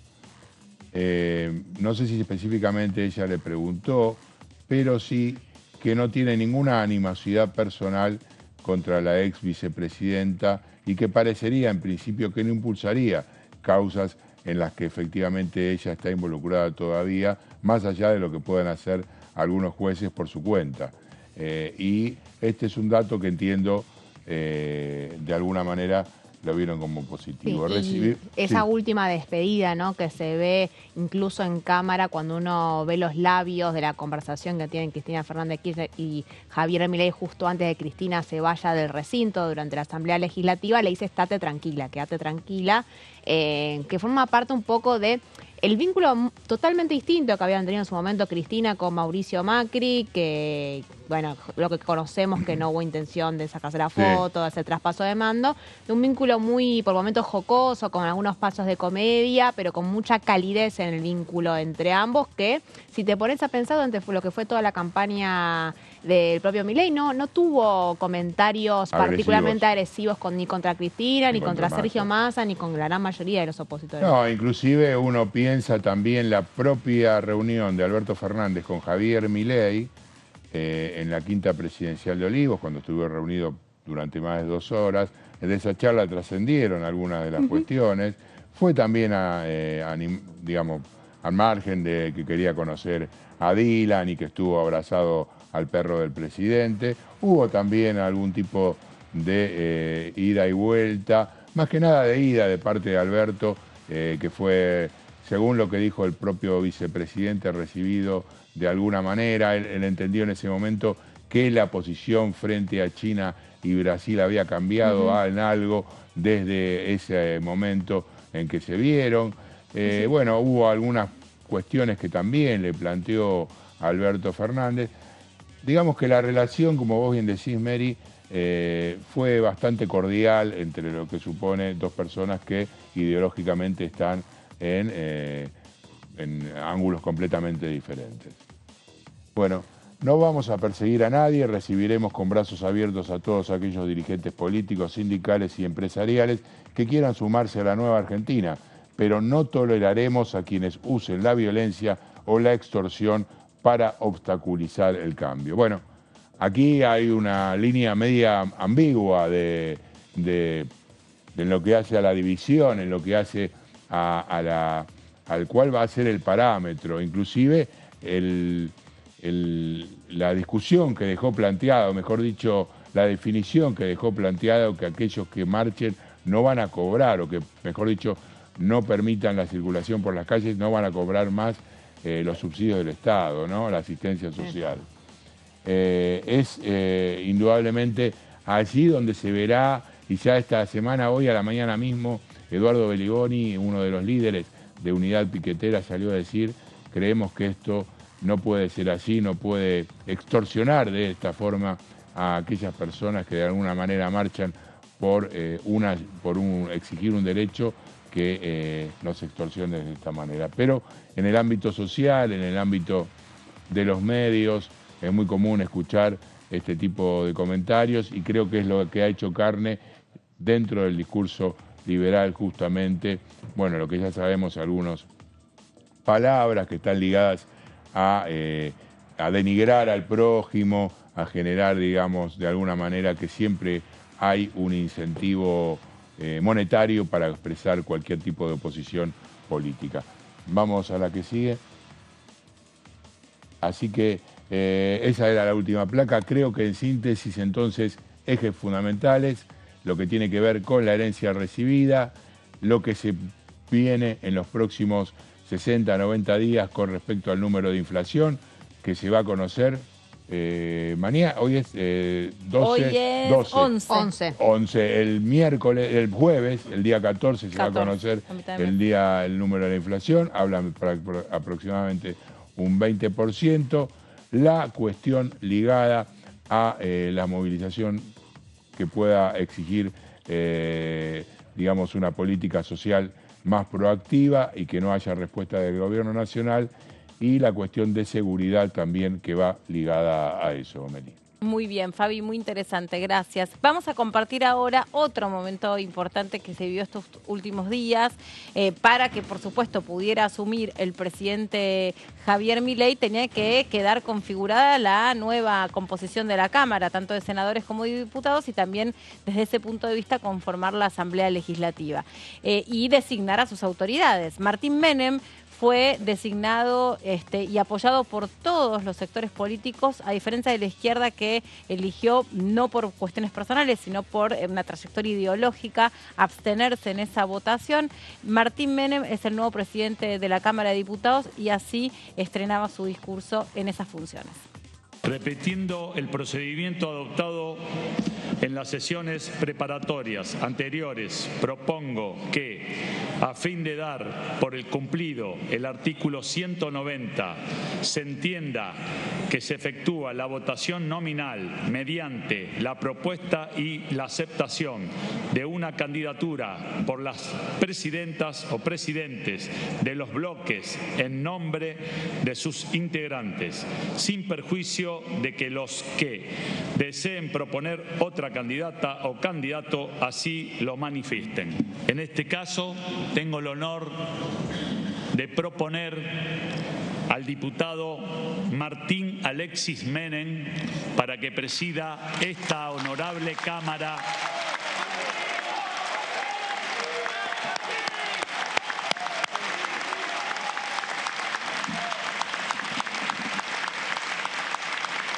Por su honestidad, transparencia, queremos desde el bloque de La Libertad Avanza que Martín sea el presidente de este nuevo periodo parlamentario. En nuestro bloque, de acuerdo a lo que hemos conversado con los presidentes de bloques parlamentarios, vamos a acompañar la propuesta de que el diputado Martín Menem sea el próximo presidente de la Cámara. En representación de nuestro bloque, también acompañamos la moción de la persona del diputado nacional Martín Menem como actual futuro presidente de la Honorable Cámara de Diputados de la Nación. Le deseamos la suerte del caso y que cuente con el acompañamiento político de nuestro bloque en todas las reformas que este país, en un momento tan delicado que está atravesando, necesita y requiera. De manera que mucha suerte al futuro presidente y a disposición. En nombre del bloque del PRO vamos a acompañar la designación del diputado Martín Menem para la presidencia de esta Cámara, deseándole éxito en la gestión y la fortaleza del acompañamiento de nuestro bloque para los cambios que necesita la Argentina para transitar este Congreso, dando las herramientas que un nuevo gobierno necesita. Muchas gracias. Desde el bloque Hora Patria vamos a acompañar la postulación del diputado Menem, expresando la satisfacción que vaya a dirigir los destinos de esta Cámara un provinciano del Norte Grande y que le va a tocar la gran responsabilidad de dirigir los grandes cambios que necesita la sociedad para salir adelante. Desde Avanza Libertad acompañaremos favorablemente la nominación del diputado Martín Menem como presidente de esta Cámara, deseándole la mejor de las suertes y expresando que si la gestión del diputado Menem es satisfactoria, también va a ser satisfactoria la vida de los argentinos, porque La Libertad Avanza representa aquel mismo espíritu de Avanza Libertad, las ideas de Alberdi, las ideas de la Constitución de 1853 que hicieron este país de los más ricos del mundo en aquel momento. Desde el bloque Innovación Federal vamos a acompañar la moción para la presidencia. Para expresar en nombre del bloque Hacemos por Nuestro País, habiéndose ausentado nuestro presidente de bloque, expresar el apoyo a la nominación que ha efectuado el presidente del bloque del oficialismo, toda vez y en absoluto convencimiento de que hay alguna cuestión que antecede y que parece a algunos olvidar a el desenvolvimiento de las naturales negociaciones en un ámbito parlamentario, es el de la voluntad popular, presidente. En función de esa voluntad popular, que la expresa sin ninguna duda es el oficialismo, nuestro bloque va a apoyar la nominación que acabo de mencionar. Gracias. Desde el bloque Creo vamos a acompañar la nominación y además no solamente vamos a acompañar, sino que deseamos que todas las reformas que la sociedad está demandando puedan llevarse adelante, porque como decía el diputado preopinante, el éxito del diputado Menem será el éxito de los argentinos. En primer lugar, quiero destacar algunas virtudes del quien de alguna manera en una primera etapa tuvo que tener el acompañamiento de un bloque de legisladores, muchos nuevos que estamos acá por distintas provincias. Lo escuché atentamente a uno de los presidentes de bloque hablar de provinciano y creo que muchos de nosotros nos sentimos tremendamente representados con Martín. Martín es alguien que representa una provincia como muchas de las provincias nuestras que están sufriendo muchísimo este proceso inflacionario, esta situación que nos aqueja a todos los argentinos. Pero fundamentalmente quiero dejar sentada la posición de las provincias que representaron un factor muy importante en la elección presidencial y que también lo han representado de alguna manera en este bloque al cual represento. Quiero decir que en Martín, en estos meses de diálogo, hemos encontrado una clara personalidad siempre predispuesta al diálogo, una persona que reflexiona, una persona que sabe escuchar, una persona que integra, una persona que genera unión y expectativa y una persona que tiene el consenso del bloque mayoritario. Así que claramente todos los que estamos en el bloque de La Libertad Avanza lo apoyamos tanto a nuestro presidente del bloque, Oscar Sago, como a nuestro presidente en este momento del Congreso de la Nación. Vamos a acompañar la propuesta hecha por el diputado presidente, así que esperemos y confiar en un federalismo, en una buena gestión por el bien de todos nosotros y de cada uno de los habitantes de nuestra nación. Nada más, señor presidente. Muy bien. De acuerdo entonces a la votación realizada, queda consagrado como presidente de la Honorable Cámara el diputado de la Nación Martín Alexis Menem, a quien invito a ocupar el sitial de la presidencia.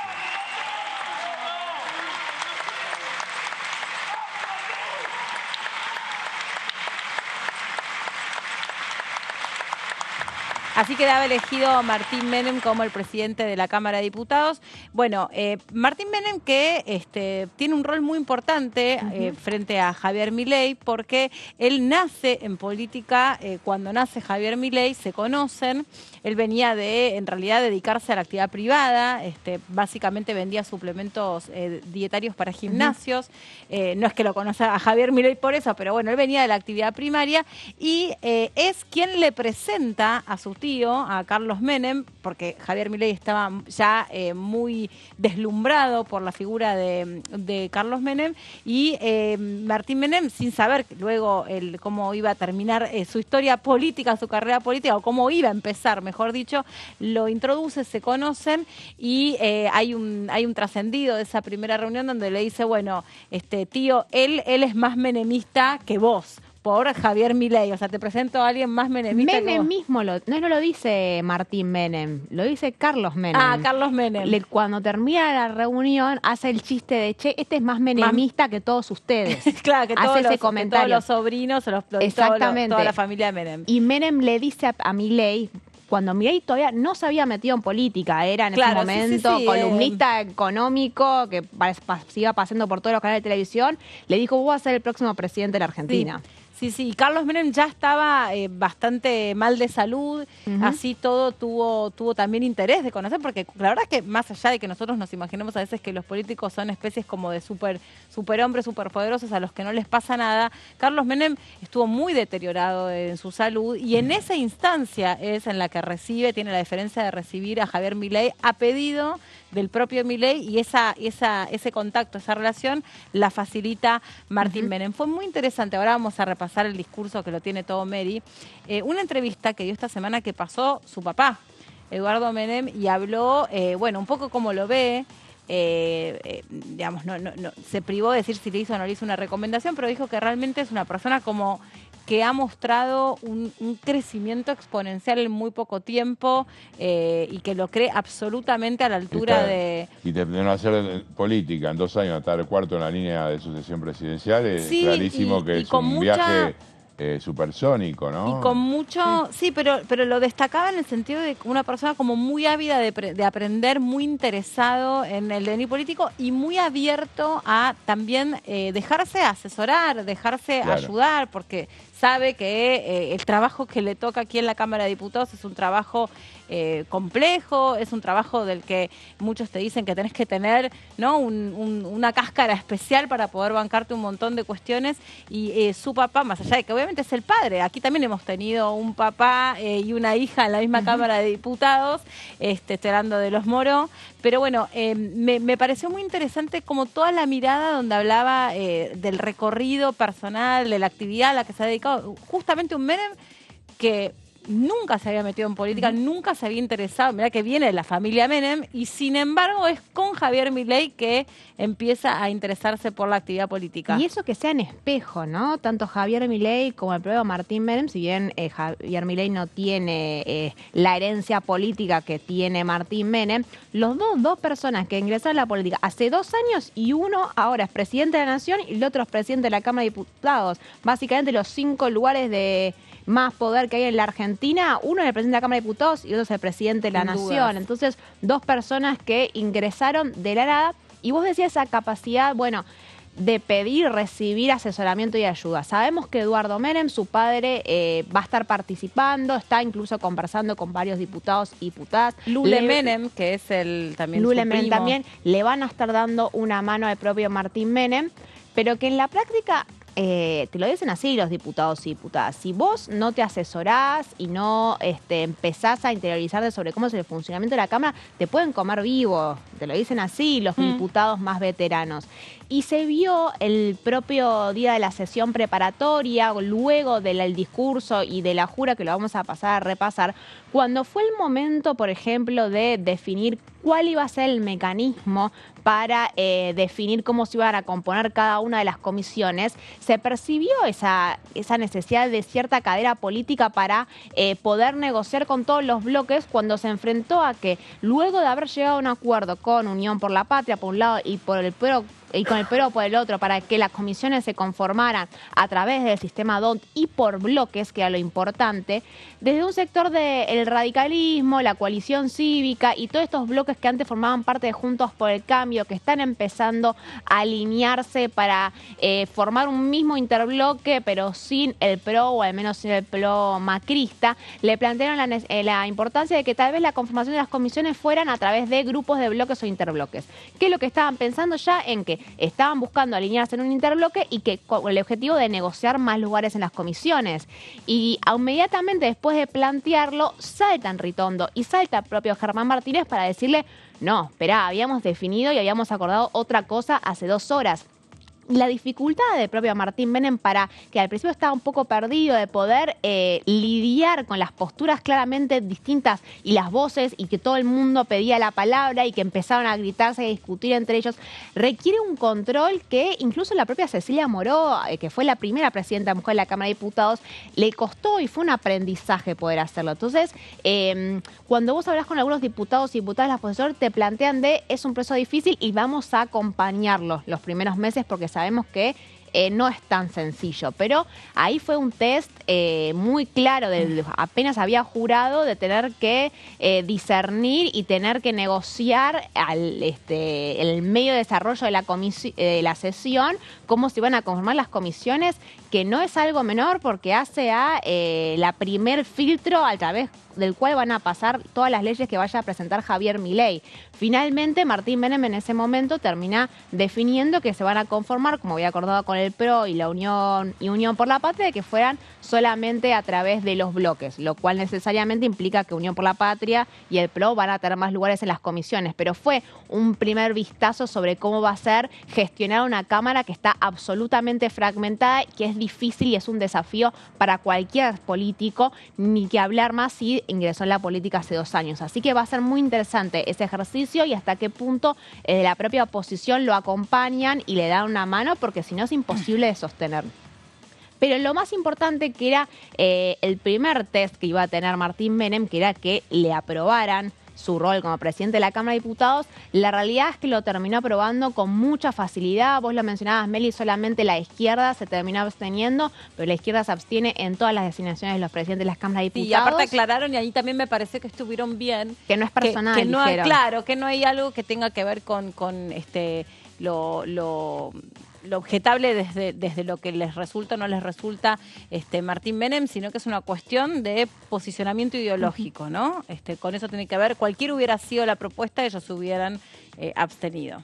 Pero bueno, más allá de eso, la izquierda, recién lo repasábamos en el video, cómo fue el acompañamiento de todos los bloques, que hoy parece una obviedad y que era simplemente una formalidad, pero fue resultado de todo un proceso de las últimas semanas en las cuales había discusiones muy intensas sobre si ese rol lo iba a ocupar o Cristian Ritondo o Florencio Randazzo, basados en a ver si iban a preferir ampliar las redes de alianzas de la gobernabilidad de Javier Milei o si iban a optar por uno propio, un libertario, y que generara más confianza teniendo en cuenta que está en la línea de sucesión presidencial.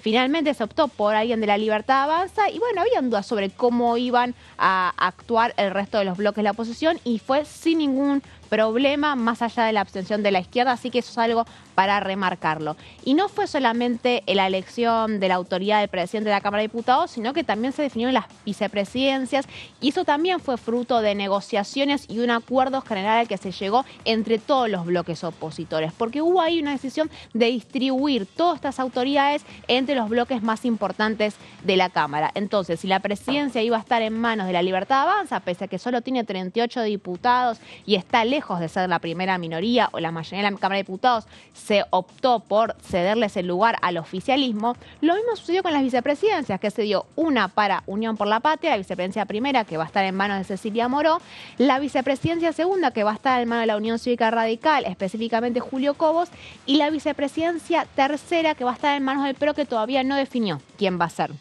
Hubo una discusión sobre por qué le correspondía la vicepresidencia segunda a la Unión Cívica Radical si el bloque mayoritario después de Unión por la Patria era el PRO. Bueno, eso resultó de los acuerdos que se estaban llevando a cabo en base a esta premisa de que un sector del radicalismo, de la coalición cívica y este bloque que se llama Cambia Federal, que lo preside Pichetto, junto a Nicolás Mazzot y Emilio Monzó, están negociando para crear un interbloque que de conformarse tendría 50 diputados y por lo tanto tendría más que el PRO. Es arrancar la discusión en la Cámara de Diputados con ciertos consensos y de eso un poco todos se jactaban, tanto desde el oficialismo como los diferentes bloques opositores, de haber arrancado bien el año. Al menos, ¿no? Con haberle dado un poco a todos los bloques y para sentar las bases de las negociaciones es muy importante. Pero bueno, más allá de esto que hacen a la lógica interna de la Cámara de Diputados hoy en día, que de vuelta absolutamente fragmentada con la dificultad de poder gestionarla, vamos a lo que dijo Martín Menem en lo que fue su primera exposición pública en la Cámara de Diputados, que fue a través de un discurso que fue leído y que eso se lo permitieron desde parte de la oposición. Sabemos que no se permite leer en el Congreso de la Nación cuando se dan los discursos, pero como era la primera, se lo permitieron y va a haber de buscar formas para no tener que siempre estar incurriendo en esta en esta estructura o en digamos, soltarse un poco, de alguna forma que requiere cierta práctica también. Él arrancó partiendo del principio de la ecuanimidad y que iba a ser objetivo y que iba a tratar a todos los bloques de la misma manera. Sostuvo que uno de los principios fundamentales es el de la ecuanimidad, dar el mismo tratamiento a todos los diputados sin distinción de bandería ni tamaño de los bloques. Trataré de hacer prevalecer el espíritu de la conciliación por sobre los conflictos que se generen entre los integrantes de esta Cámara. Vos hablás con Martín Menem y lo que te plantea desde el minuto 1 son dos cosas. Uno, el mismo discurso de Javier Milei de que no hay plata y que se van a tener que hacer ajustes tanto en el Estado Nacional como en el Poder Legislativo. Y el otro tiene que ver con las necesidades de generar consensos, que es una obviedad siendo un bloque de 38 diputados, pero con el interés de Menem de que sabiendo que cualquiera de las leyes que tenga que pasar por la Cámara de Diputados requiere que sí o sí lo acompañen al menos 4 o 5 bloques de la oposición. Va a ser un trabajo difícil. Luciana recién lo repasaba, que no va a ser solamente Pedro Martín Menem, que se va a encargar de ello, sino que va a haber miembros del Ejecutivo que van a estar negociando con algunos de los gobernadores. Pero ahí Menem tiene una cierta confianza que se lo ve en varios diputados y diputadas de la Libertad Avanza, que tienen que ver con a nosotros nos votó el 56% de la población. Y esperamos que, respetando la voluntad popular de esa inmensa mayoría que nos acompañó y por lo tanto las reformas que tenemos que llevar a cabo, los diputados y diputadas van a actuar acorde a esa voluntad popular.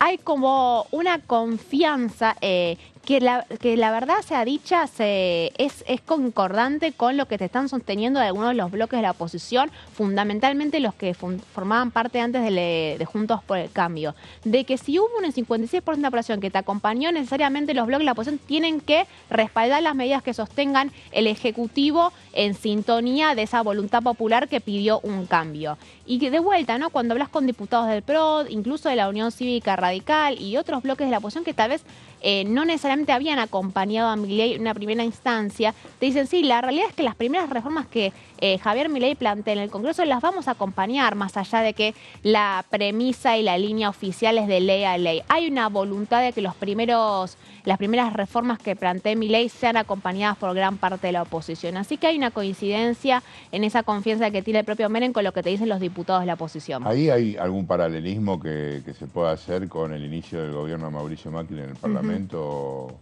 ¿Pensás que efectivamente ese fue el changüí que le dieron al expresidente de Juntos por el Cambio y que por ahí, bueno, tuvo otra cuestión ligada al desprendimiento en ese momento del Frente de Todo, el Frente para la Victoria? Hoy pareciera que eso es mucho menor en Unión por la Patria, pero lo dijo recién aquí Carvajal, ellos no están dispuestos a votar absolutamente todo lo que les propongan. Es que ahí depende a qué diputados le preguntes y depende a qué diputado del radicalismo incluso le preguntes. Recién lo escuchamos a Rodrigo de Loredo que dijo en el discurso en el cual respaldaba la candidatura de Menem como presidente de la Cámara, diciendo el radicalismo va a acompañar todas las medidas que proponga el Poder Ejecutivo de la Nación.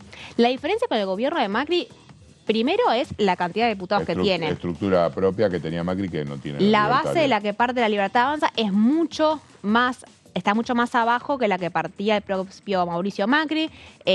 También tiene el caso de Unión por la Patria, es un bloque opositor más grande, no solamente porque de momento al parecer no está teniendo tantas filtraciones de votos, solamente los 3 diputados salteños terminaron yéndose del bloque de Unión por la Patria, y porque el Frente Renovador, por ejemplo, que en su momento, cuando el gobierno de Mauricio Macri era un bloque aparte y había acordado y había adoptado este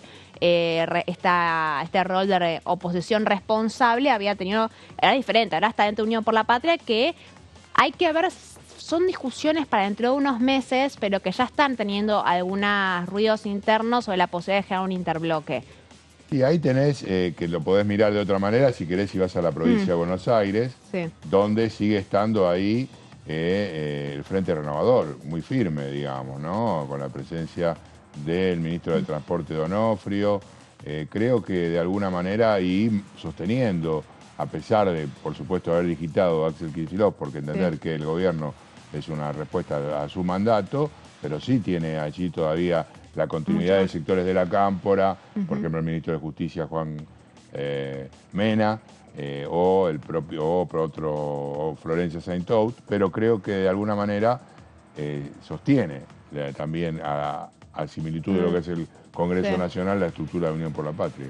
Bueno, ahí había, el día de ayer en la Asamblea Legislativa hubo una imagen muy curiosa, creo que incluso la conversábamos nosotros cuando estábamos en el palco, de al fondo, a la izquierda, conversando Santiago Cafiero con Natalia Saracho y Máximo Kirchner, ¿no? Sí. Que son tres de las patas de la coalición del ex Frente de Todos, viendo, bueno, cómo se reorganizan.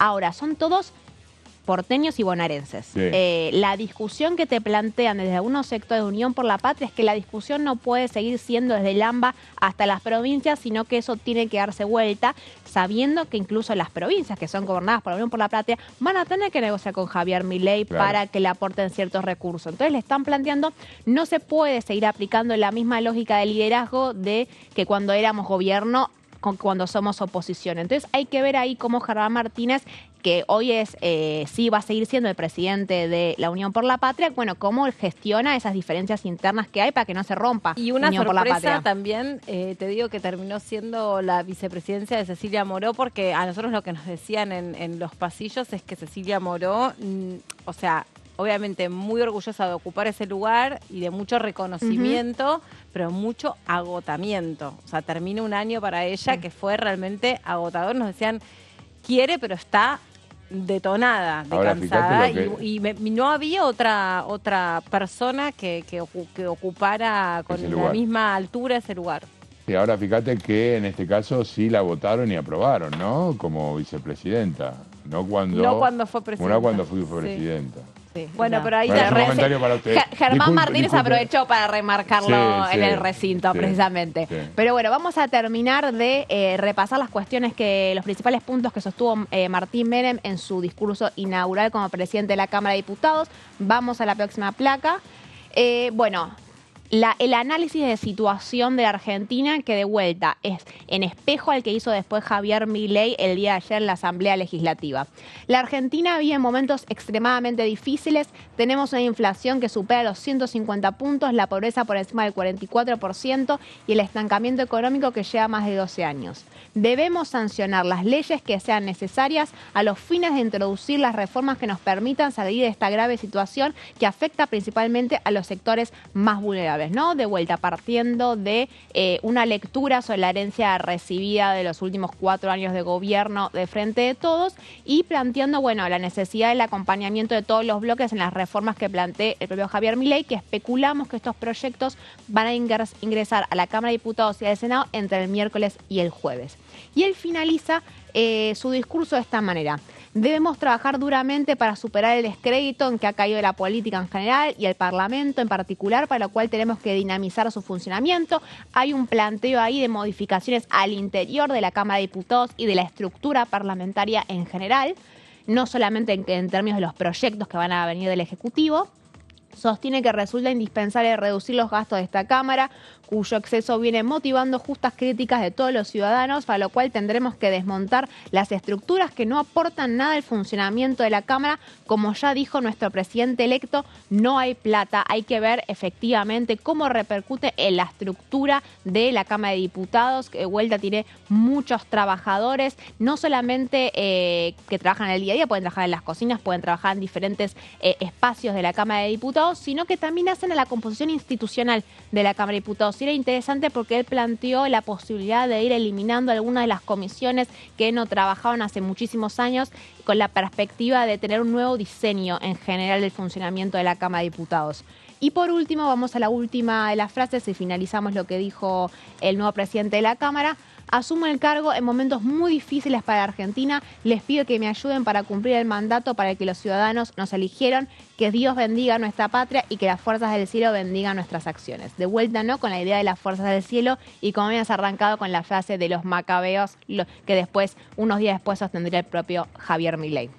Bueno, muchísimas gracias, Mary, por este resumen de lo que fue el discurso y las definiciones en este sentido que dejó el presidente de la Cámara, Martín Menem, de quien se espera, como está formando parte de las reuniones de gabinete, que de un momento a otro se sepa qué actividad va a haber aquí en el Congreso durante el verano. Para eso hay que repartir también fuerzas en las comisiones. Bueno, tiene que suceder una serie de cuestiones que no es nada sencillo, incluso repartirse los despachos. Menos sencillo todavía, porque todavía no están asignados del todo. No están, recién hablé con un diputado libertario, me decía, no, es una de las tareas pendientes, seguramente mañana empiecen a ocupar sus lugares en el anexo o en el edificio principal que le corresponde, pero sí, eso es lo que está faltando también. Bueno, gracias por habernos acompañado a ustedes, por supuesto, por haber hecho este lunes más amable, y gracias a ustedes por haber estado del otro lado. Por supuesto que nos reencontramos mañana a la misma hora en la segunda edición de DTV para que no se pierdan detalle